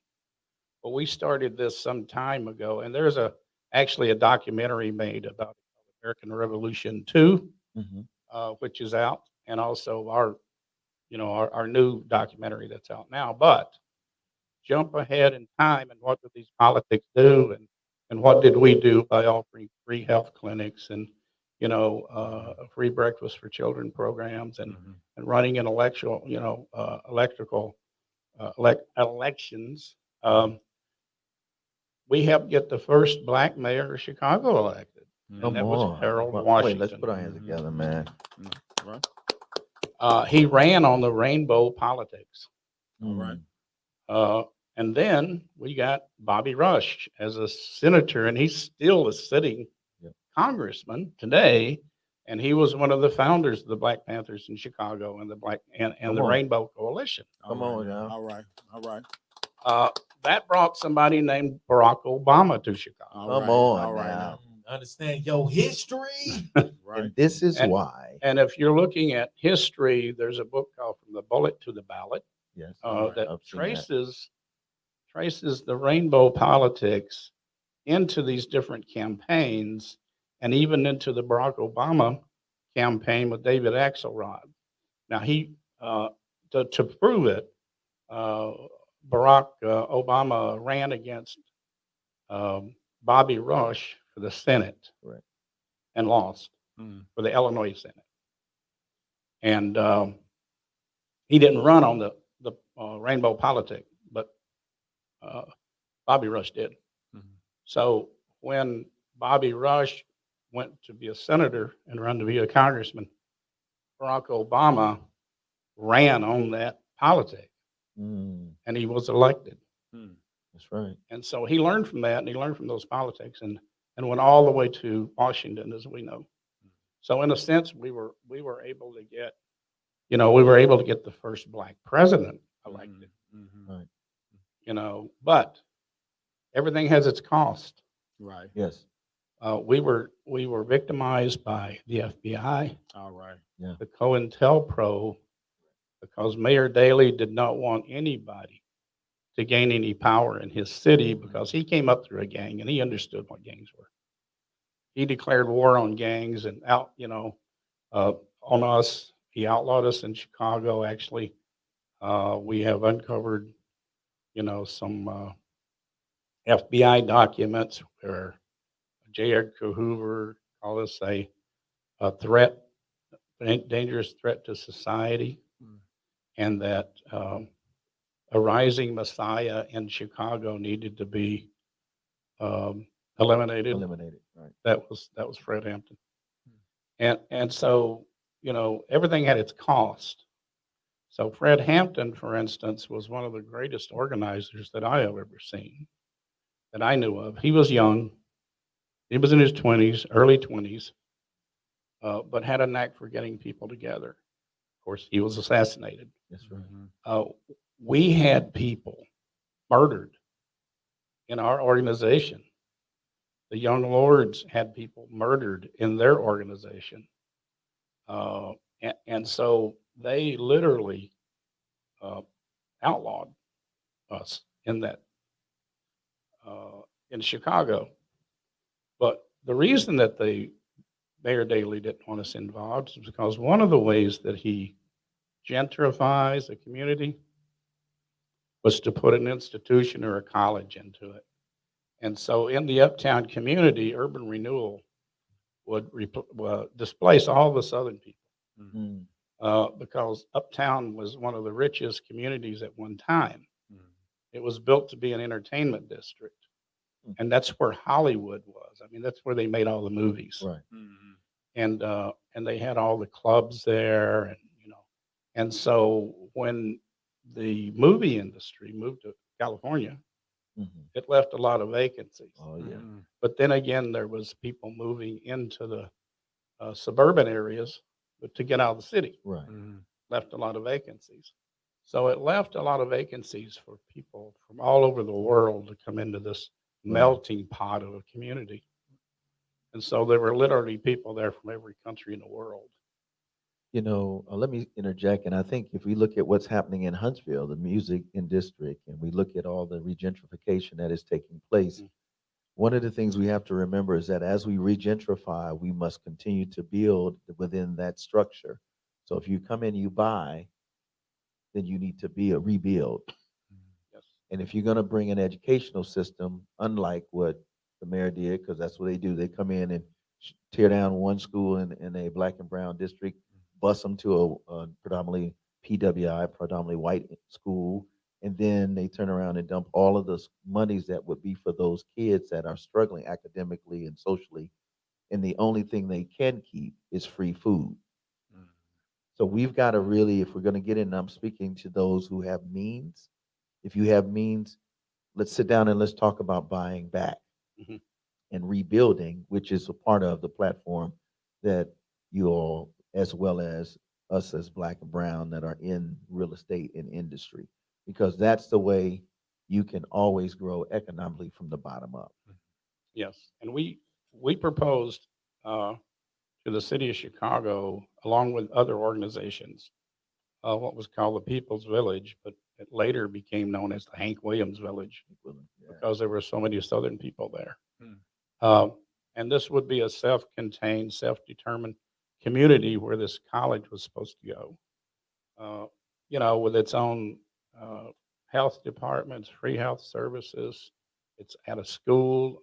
We'd have actually police ourselves. We'd have a hotel there for people that were coming in, migrants coming in, and we'd have job services that we organized what was called Tri-Faith Employment. We had an employment service to get people jobs, to train people, to get people into school, to get to get the kids caught up in school, because the school system at that time would automatically put one of our children a grade or two behind because they were from the South. Wow. And so we were fighting a lot of things. We were fighting the KKK. We were fighting a lot of others. So let's fast forward, and I want to just interject. Begin next Sunday, we're going to do something really unique here. So next Sunday at 3 p.m. That's January the 31st, right here at the spot. We're going to show a documentary on the Rainbow Coalition, because there's a lot packed. We're just trying to give you some meat and potatoes for one meal. But we want you to come back and join us next Sunday at 3 p.m. and we're going to really dig in. And I'm going to ask you to come back.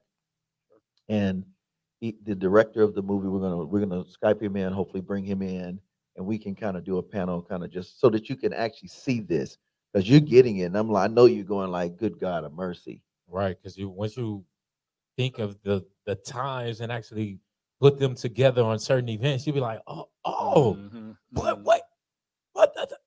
But when you realize, like, man, there's so many behind the scenes things that brought this movement about, that it's just it's so rich in education, man. It's just so exciting to learn about.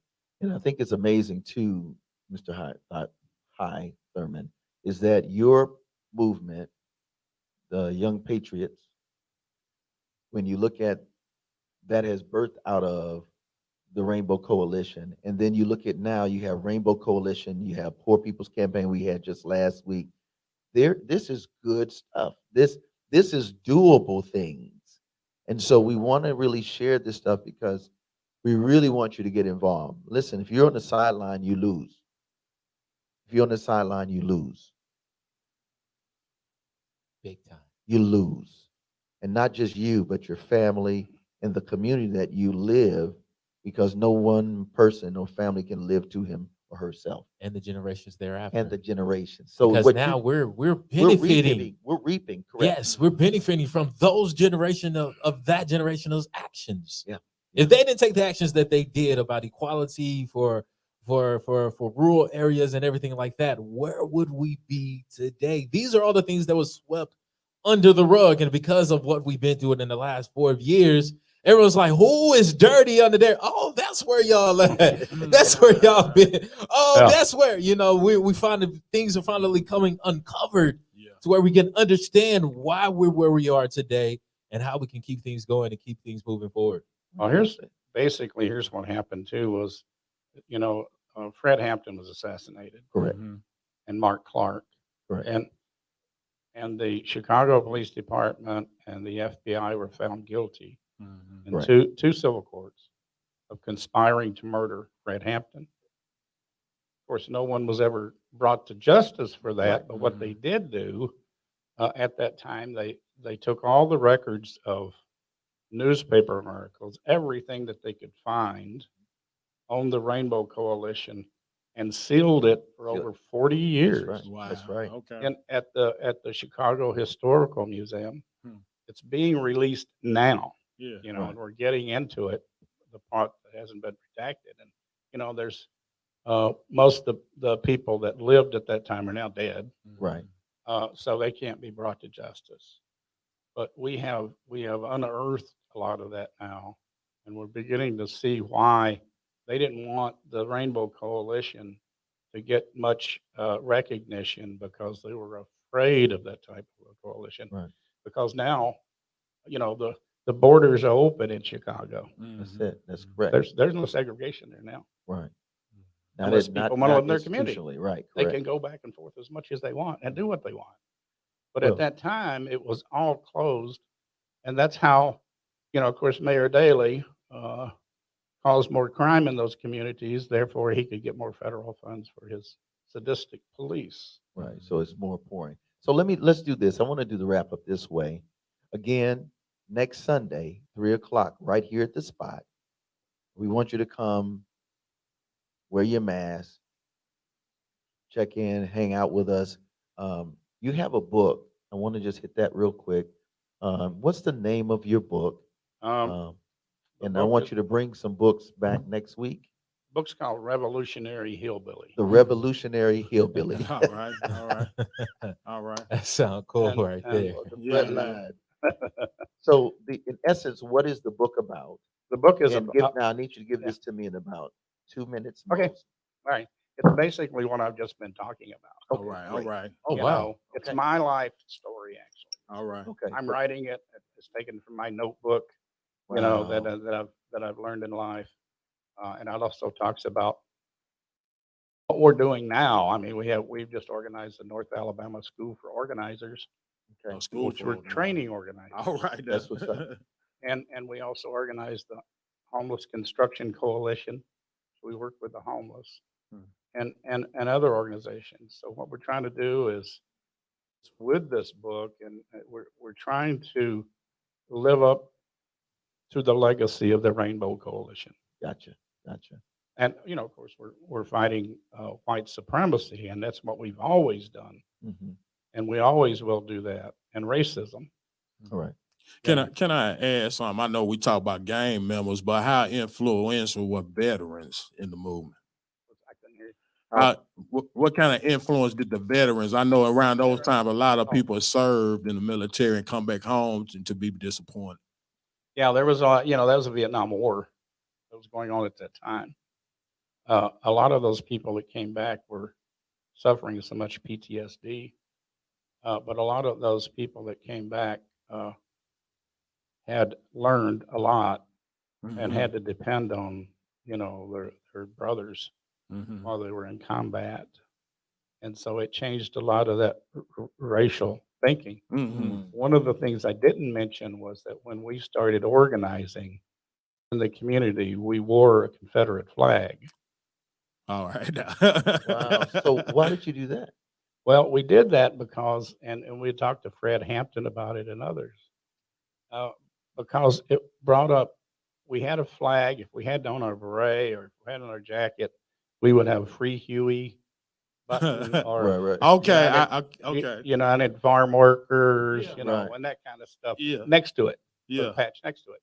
And it would bring up conversations about why do you have that? Mm-hmm. And so we could talk about talk that the slave and give them the full meaning of the flag, which most didn't know. Right. It was a heritage, and it was really a symbol of hate and slaveocracy. Mm-hmm. And so we were able to talk to people about that. Of course, some people were very upset about it, but others were not. And we were able to talk to them about racism and indifferences at that time that was going on in Chicago and in the world. So, Mm-hmm. and Thank an you. interesting thing now, just one more point, is that we had a group that split off from us and went national, called the Patriot Party, and now Trump wants to create a Patriot Party. Yes, that's what I wanted to finish. Which is so going let's to be get the correct on that. So the Patriot Party that was birthed out of struggle on civil justice is not what we see today.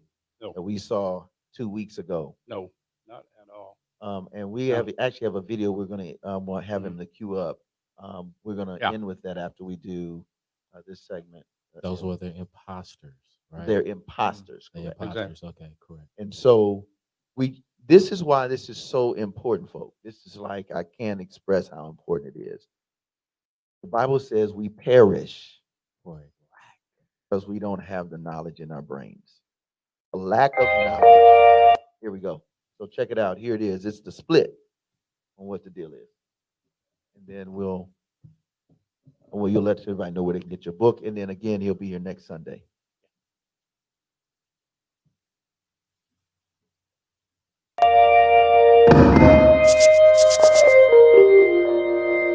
Real talk.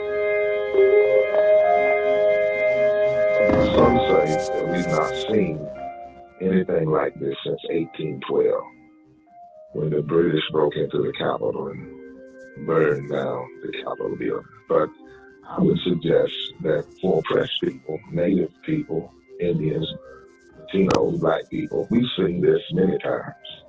And so what you're seeing today has an element of America in it. It's not non-American. It's un-American. It should be based on our Constitution, but it's not non-American. There's been times that we've seen it throughout America. As a movement that has protested in state capitals and in our nation's capital, we have seen and we've been met with force while engaged in nonviolent protest, praying, singing, and peacefully marching.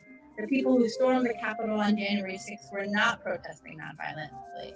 They were engaged in violent tactics, yet they were protected by the law. Now, they gave us one warning, said we got on the step, we get another one. Look at your neighbor and say, we turn back today. But there's a day coming. Go to the offices, non-violently, and stand. Put our bodies on the line for justice. We're trying to go into the Speaker's office. We've been trying to deliver these demands of the Poor People's Campaign, and that's the rules coming down from them, not from y'all. The rules coming from them. All right. And we come to demand. United States Capitol Police, you are engaging in illegal demonstration activity. You need to cease and desist or you'll be arrested. This is your first warning. They're unaccountable. They're unaccountable. To the democratic process. To the democratic process. The guarantees. The right to vote. The guarantees. You are engaging in illegal demonstration activity. You need to cease and desist or you'll be arrested. This is your second warning. This little light of mine, I'm gonna let it shine. This little light of mine, I'm gonna let it shine. Let it shine, let it shine, let it shine. We're here in front of the Supreme Court. 9 people are being arrested, protesting the decisions of the Supreme Court who are part of the Poor People's Campaign. You're in violation of Title 40. You do not mean You will be arrested. Hundreds of people are standing, lining the streets between the Supreme Court and the Capitol. Stop! Stop! The violence! The violence! Do what is right! What is right! So as you can see, the Secret Service has closed the gates. They cannot close away from the judgment of God. That's right. They cannot close down the voice and the power of justice. Is it a felony? Here we go. Everybody that comes, if you have one, we have the tape, and we want you to come tape them right here on this side. The more you refuse to hear my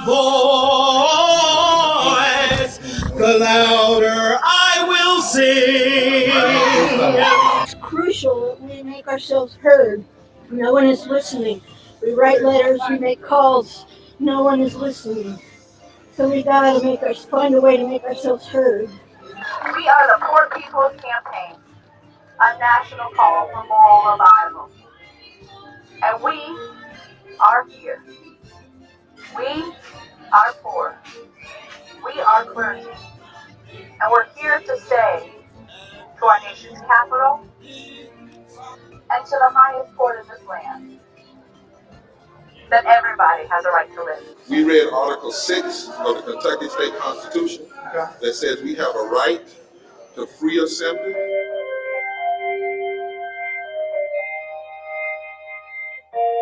There's no need to boo the officers. That's ridiculous. They are being ordered to do this. Your focus is on McCorry, Tillis, and Bergen. And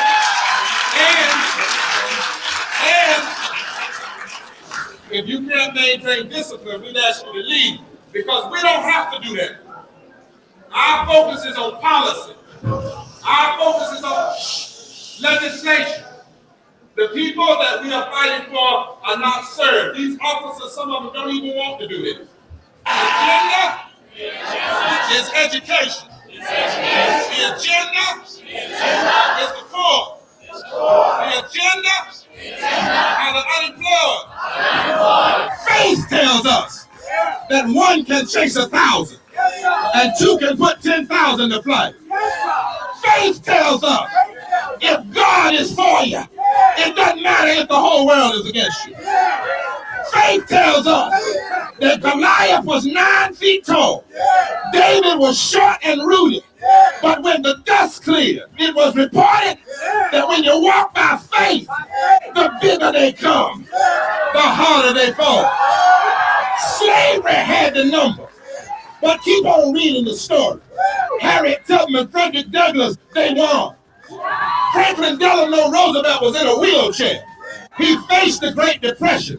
He faced Darwinist capitalists who opposed Social Security and public work. They said he couldn't do it. But read the rest of the story. Roosevelt won. Martin Luther King wasn't but 5 feet 6 inches tall. They said he was a short man, too small to turn America. But read the rest of the story. They put Nelson Mandela, they put him in prison for 19 years. Said it was all over. But read the rest of the story. He went from prisoner to president. They said a little big-eared boy from Illinois with a funny name couldn't get elected in America. But read the rest of the story. When it's all over, when it's all over, when it's all over, when it's all over, we win.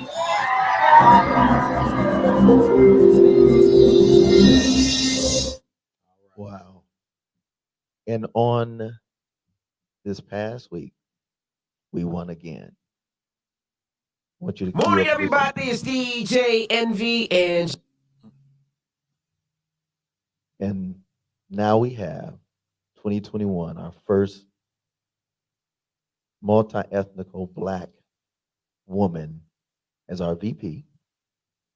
And we have a president who doesn't look Black, but is for the people, Mr. Joe Biden.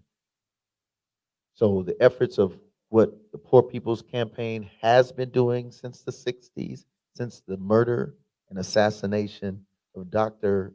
Martin Luther King Jr. and the work of the Rainbow Coalition and even white allies through the Young Patriots.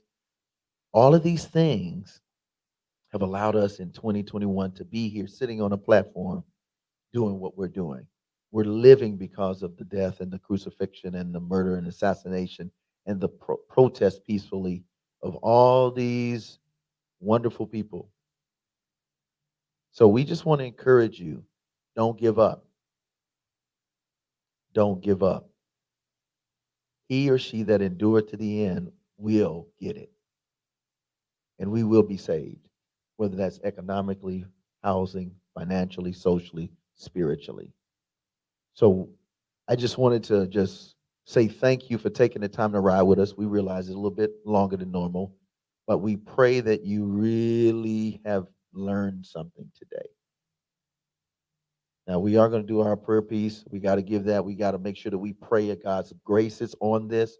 We want to pray a special, Dre, I want you to make sure you do a special prayer for Mr. Hyde Thurman as he continues to stand tall and help us to do these organizing and Poor People's Campaign and Scissor and all of us that we're doing. So why don't you just lead us in that? Let me personally thank you, Mr. High, for filling us in on these educational points that we don't receive in the school system at all. So thank you for being transparent and presenting us, man, because I like history myself, but ain't no way I don't believe I would have received this information without you, sir. Thank you. And it's like if nothing's ever said, nothing's ever heard. Yes, sir. So we have to talk about it. Thank you. Y'all in these sayings today. Somebody need to write this book down, the book of sayings or something. Y'all just been coming with so many sayings today between y'all two. But DJ, if you could just play some music to get our minds right. Ladies and gentlemen at home, we got a plethora of information today. We heard some great historical stories, things that actually happened in real life. But today, I know you kind of in that limbo stage, like, I don't know if I want to really do this because I'm still struggling at home myself. But we understand why you're struggling, though. So here's my thing to you. Get you a paper and pen. Yes, it's time to write down those thoughts. It's time to leave it to God. It's time to leave it in his hands. Because you've been battling it a long time. You done fought the fight your own self. You've been trying to do it your own way.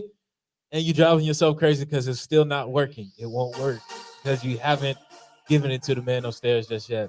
So right now, just take some time out. I want everybody to do it too. Even the little kids can do it too. They can get that crayon and draw whatever their prayer request is. I want everyone to participate in this moment right now.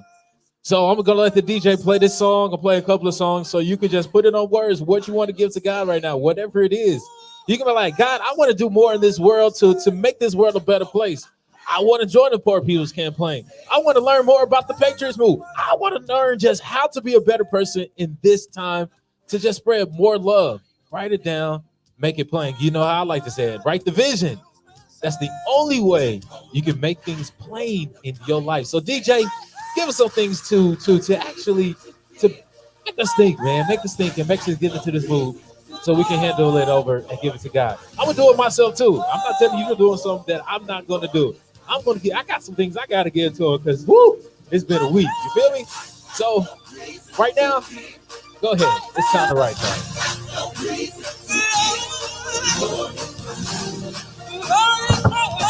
The Lord is my light. Tell me who has the final say. Yeah. Jehovah has the final say. Tell me who has the final say. Yeah. Jehovah has the final say. And no matter what the doctor says,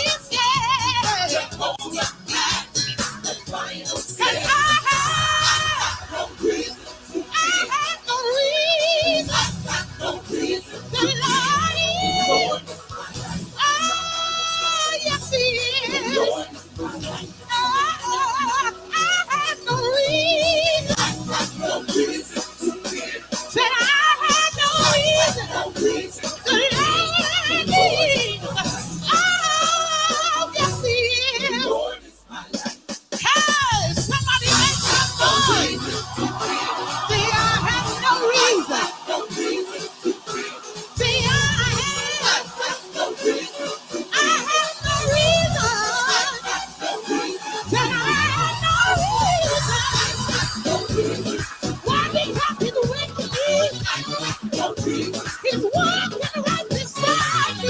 I have no reason. Yes, I have no reason. Because he's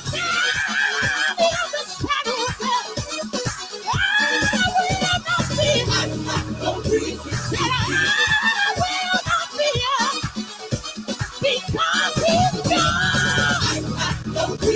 He's God all by himself. He don't need nobody. I have no reason. Say I have no reason.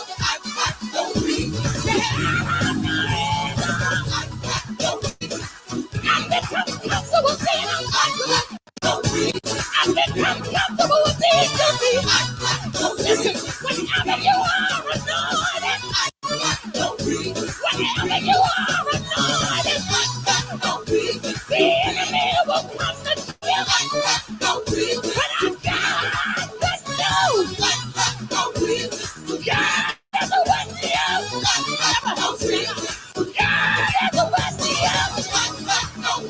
You will not die where you are. I said you will not die where you are. I have no reason. Say I have no reason.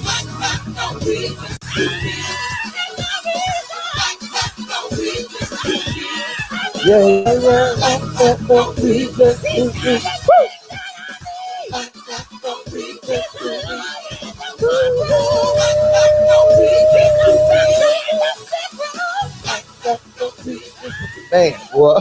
Well, I love this song right here. I actually like playing this song right here too. All right. Woo, and I actually like hearing this song playing this song, seeing drummers play the song. This song just gets you in. So I hope everyone took the time to actually write down their prayer requests or their thoughts or their thankfulness to God or anything of that nature. We just giving it to him. Whatever is on our mind at that moment, we just turned it over to him. So I'm just going to take a quick second to just pray over whatever you wrote down right now. And as I pray, I want you to pray for yourself as well. So Father God, we taking the time right now to just thank you for everything you have done. Thank you for keeping us through this story. Thank you for the history lesson that you gave us to understand where we are today in history. You know, we've always been told that history repeats itself, but somehow in some way we actually want to change history so we can bring out a better history to our future generations. God, I just want to thank you for Mr. High Thurman today and his movement that he has been bringing to the world and to the Rocket City. God, I know it's going to touch someone, but I also know he's going to have a lot of kickback as well, because we have learned throughout history, the more positive things we try to push in life, the more it gets a lot of kickback. So God, we just want you to take a hold of that movement and push it at how you see for it to be pushed. And right now, we're just praying for No More Dirty, Bible Beats and Bars, Minister Fred, myself, everyone that's in the on the team, Scissorhand, everyone that is in the building. We just want to pray for everyone right now. And most of all, we want to pray for all those very special prayer requests that everyone took time to write down. God, you know what's in their envelopes. You know what they put down on those sheets of paper, God, and we're just going to leave it up to you. You already know that it's already answered. You already did your thing. It is up to us to have that mustard seed faith to continue to act on that faith so that we can see those mountains move. So God, again, we just saying thank you for foreseeing that mountain being moved already. In Jesus' name I pray, amen. Amen. Well, listen, again, let's put our hands together for our special guest, Mr. High Thurman. Yeah. He say he's not high, but he's high on life. You want to say any closing remarks, brother? It's such a pleasure to be here, and fellowship with everybody.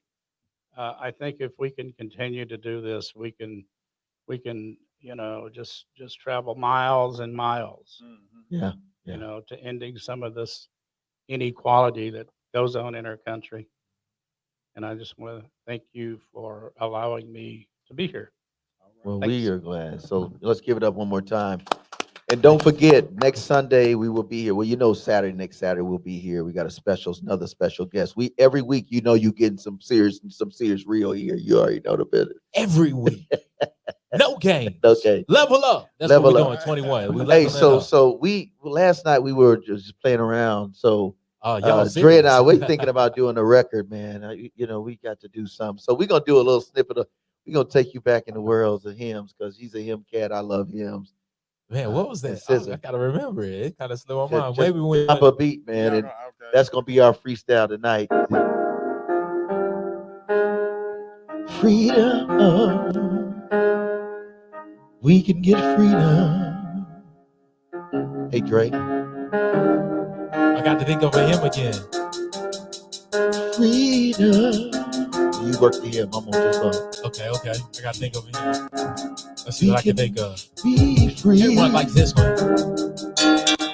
Amazing grace, how sweet the sound that saved a wretch like me.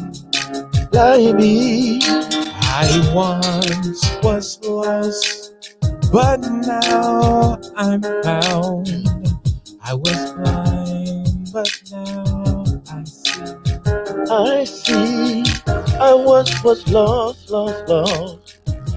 Now I can see.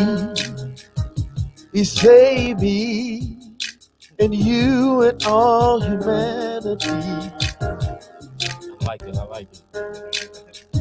That's the way it be. Dr. High, scissor hand, Drake, bless me. What you say, please? Amazing grace, how sweet the sound that saved a wretch like me. I once was lost, me too, but now I'm found. Was blind, but now I see. Yo, that check third. it. Now back in the days I used to be like tripping in all these crazy addictions, G. But God said, I'm gonna bring you out, B. I'm gonna take that sin and make it a minister, MinisterfredII. That ministry. Now I preach and I teach. Ride with Dr. Dre to the, you already know he be. On the drums, spoken word, doing things, singing vocals, doing those things. And you can't forget my man DJ Scissorhand, G. Busting vibes. 1, 2, scissor hand, keeping it alive. You straight getting the vibe. It's the session, Bible beats and bars. It's alive. My man, Professor X, doing work. Making cats say that they need to get their life together, yo. We ain't talking about twerking, we ain't talking about spliffs, we ain't talking about weed, no endo, we talking about the king, yo. So what we say? Amazing grace, how sweet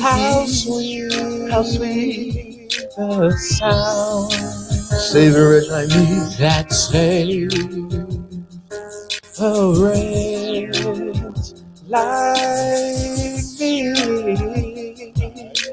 Yo. I once was lost, but now I'm found. Was blind, but now I see. Amazing grace, how sweet the sound. Okay, that's it right there. Yep. That's all they can get, because that's feeling good. Get. That's all they can get, man. That was feeling too good. Yeah, we got to go to the studio now. Yeah, it's a done deal. It's official. We got to do it. We got to do it. I'm cool with it. So we hope you enjoyed yourself. Listen, man, make sure you just go to our YouTube page, No More Dirty INC, and make sure you subscribe, like, and then also share. And don't forget tomorrow. What we got going on tomorrow, man, at 5 o'clock, bro? What's going on? Man, it's going down. No More Dirty Radio. Radio tuned in. Show. At 5 p.m. at G93. You know what I'm saying? You go on Live 365, download the app. And you know, if that time inconvenient for you, you can catch it an hour later on WEUP at 6 o'clock. Just an hour later. So there's no excuse. None. No. And don't we doing it just for you at home. For you. So you can get the app. Make sure you have your Google Chrome. Make sure you do it to your TV, and then it's on the stereo. So your whole neighborhood can hear it. Yeah, I just gave y'all a plug. I sure did. That's it right there. Don't forget, my man, Hi Thurman, is your book available on all platforms? Yeah, it's available on Amazon and through Regent Press, and also at any of the major bookstores. All right, so it's official. He's a vet in the game. And the title one more time. Revolutionary Hillbilly. The Revolutionary Hillbilly. Yes, yeah. You might need a song to that one. We might need a song to create that. something for you. What for part that of Tennessee were you from? I missed it. Dayton, okay. Dayton. Okay, I'm Dayton, from Pulaski, so. That's what's up. You want to take us out, bro? All right, ladies and gentlemen, we done had a great announcement show. And I know you have learned a lot of things. And I know Grandma was over there like, I told y'all I had all of this history. I told y'all I knew this. I told you. So it's time for you to listen to Grandma and Grandpa and quit thinking that you know everything. Talking about, well, Google, I'm going to Google it then. Well, you can still go Google it to make sure you can fact check Grandma and them, because they do still make up stories sometimes. But for real, I really hope that you guys had a great time. I hope you learned some great and also things, because I definitely learned some new and also things. And personally, thank you again, Mr. Hot Thurman, for coming around. And make sure you go check out that book, The Revolutionary Hillbilly. Yeah, that sounds kind of good, don't it? I know it feels strange, but it sounds good. Right. It still sounds good to say. So make sure you go ahead and check that book out.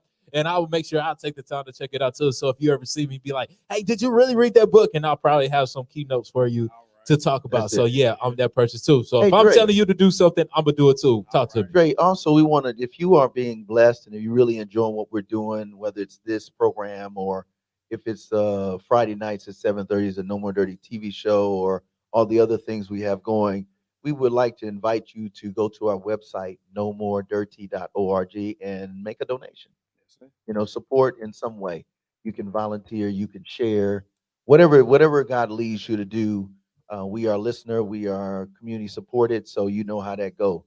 As long as you hear, we hear. So just wanted to plug that too as well. Now that's the real plug right there. That's the real plug. He just gave y'all some tools. So make sure you go to the website, and most of all, show your real support. the real support. So make that donation. But again, we hope you had a great time. Until next week, yo, DJ, turn us up. Turn your TVs up. Turn your radios up. It's time to have some fun, y'all. This is another edition of Bible, Beats, and Bars. I have been your favorite co-host, Dre the Drummer, hosted by Minister Fred. On the ones and twos, DJ Scissorhands, and our very special guest, Mr. Hot Thurman. Until next week, make sure you have a blessed and prosperous week. And always, last but not least, you can do all things, not some things, but all things. You got this, so go ahead and do it. Just put your mind to it. Until next week, let's go. DJ, take us out, man. Coming hard with these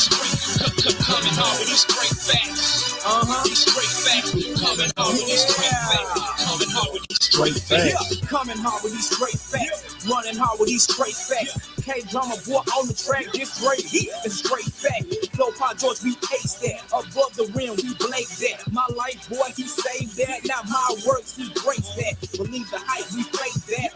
Whack, we ain't that. Price is the only one you can trust. Even LeBron said to bank that. You can bank that. Get your money up. Fake our currency, we coming up. ID straight facts that he's coming, bro. I wouldn't lie to you, we honest, bro.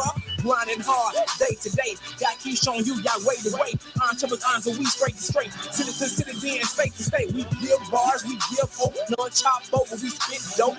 Straight facts, what we give, yo. What we live, yo. Oh yeah, we coming hard with these straight facts. Coming hard with these straight facts. Coming hard with these straight facts. Straight facts, straight facts. Coming hard with these straight facts. These straight facts. These straight facts. These straight facts. Coming hard with these straight facts. These straight facts. Coming hard with these straight. Coming hard with these straight. Coming hard with these straight facts. Yeah, these straight facts. Coming hard with these straight facts. I know breath is left and I rest the soul, rest assured I'm here to put my best before, to bless the door, the birds I was destined for. So without further ado, let's get to it. You know it ain't no question, boy, who I'm rapping, boy, no weapon form, it's just a form of me performing, I'm reborn to see reforming, big verses, still churches like Easter morning. Woo! Sick and tired tired of being sick and tired. Pumping eyes like pumping eyes when Biggie died. Yet we ain't gotta cry no more. Demon shake like a Rado Nub. Woman slide through, feeling blessed with no high true with a bunch of people I look up to, like a 5-2. Ain't no smoking mirrors, speaking of smoking mirrors. My album is smoking mirrors, so get it now when I tell. Yeah, that's a shameless plug. I'm so high you can't name this drug. Cause amazing love provides me with a crazy buzz. Think I can fly like an angel does. See how an angel does? Now I got peace now. Tell master we free now. If you see me in the street, let me get a beat now. Mix like dab, like I'm Big Brown. Straight coming back. Coming home with these straight facts. Coming home with these straight facts. Straight facts. Straight facts. Coming home with these straight facts. These straight facts. These straight facts. These straight facts. Coming home with these straight facts. These straight facts. Coming home with these straight. Coming home with these straight. Coming home with these straight facts. These straight facts. Coming home with these straight facts. Coming home with these straight facts. Woo! They say we lying, they say we crazy, they say we trying too hard. But when I see these facts that say I'm right, I say you need to find God. You need to get them, you need to get it. Come join the team. No Elijah one, but we the drain. No one compares, we a billion deep. That's straight fact. We already won, no need to compete. Look back at our history. It all aligns with what we teach. From BC to AD, he is, he will, no maybe. Giving straight heat with AC. We were destined for hell until JC. Came in my life, I ain't been the same. Word in me lit up in flames. My life, I'm devoted to this. Side of advertisement, I'm sold to this. Non-fiction, true story, no lie, straight facts. I'm up till my body dies. Coming home with these straight facts. Coming home with these straight facts. Coming home with these straight facts. Straight facts. Straight facts. Coming home with these straight facts. These straight facts. These straight facts. These straight facts. Coming home with these straight facts. These straight facts. Coming home with these straight. Coming home with these straight. Coming home with these straight facts. These straight facts. Coming home with these straight facts. Coming home with these straight facts. Coming home with these straight facts. Coming hard. Coming hard. Coming hard. Coming hard with these straight facts. Straight facts. Coming hard with these. Coming hard with these straight facts. Coming hard with these straight facts. Straight facts. Straight facts. Straight facts. Coming hard with these straight facts. Coming hard with these straight facts. Coming hard with these straight facts. Coming hard with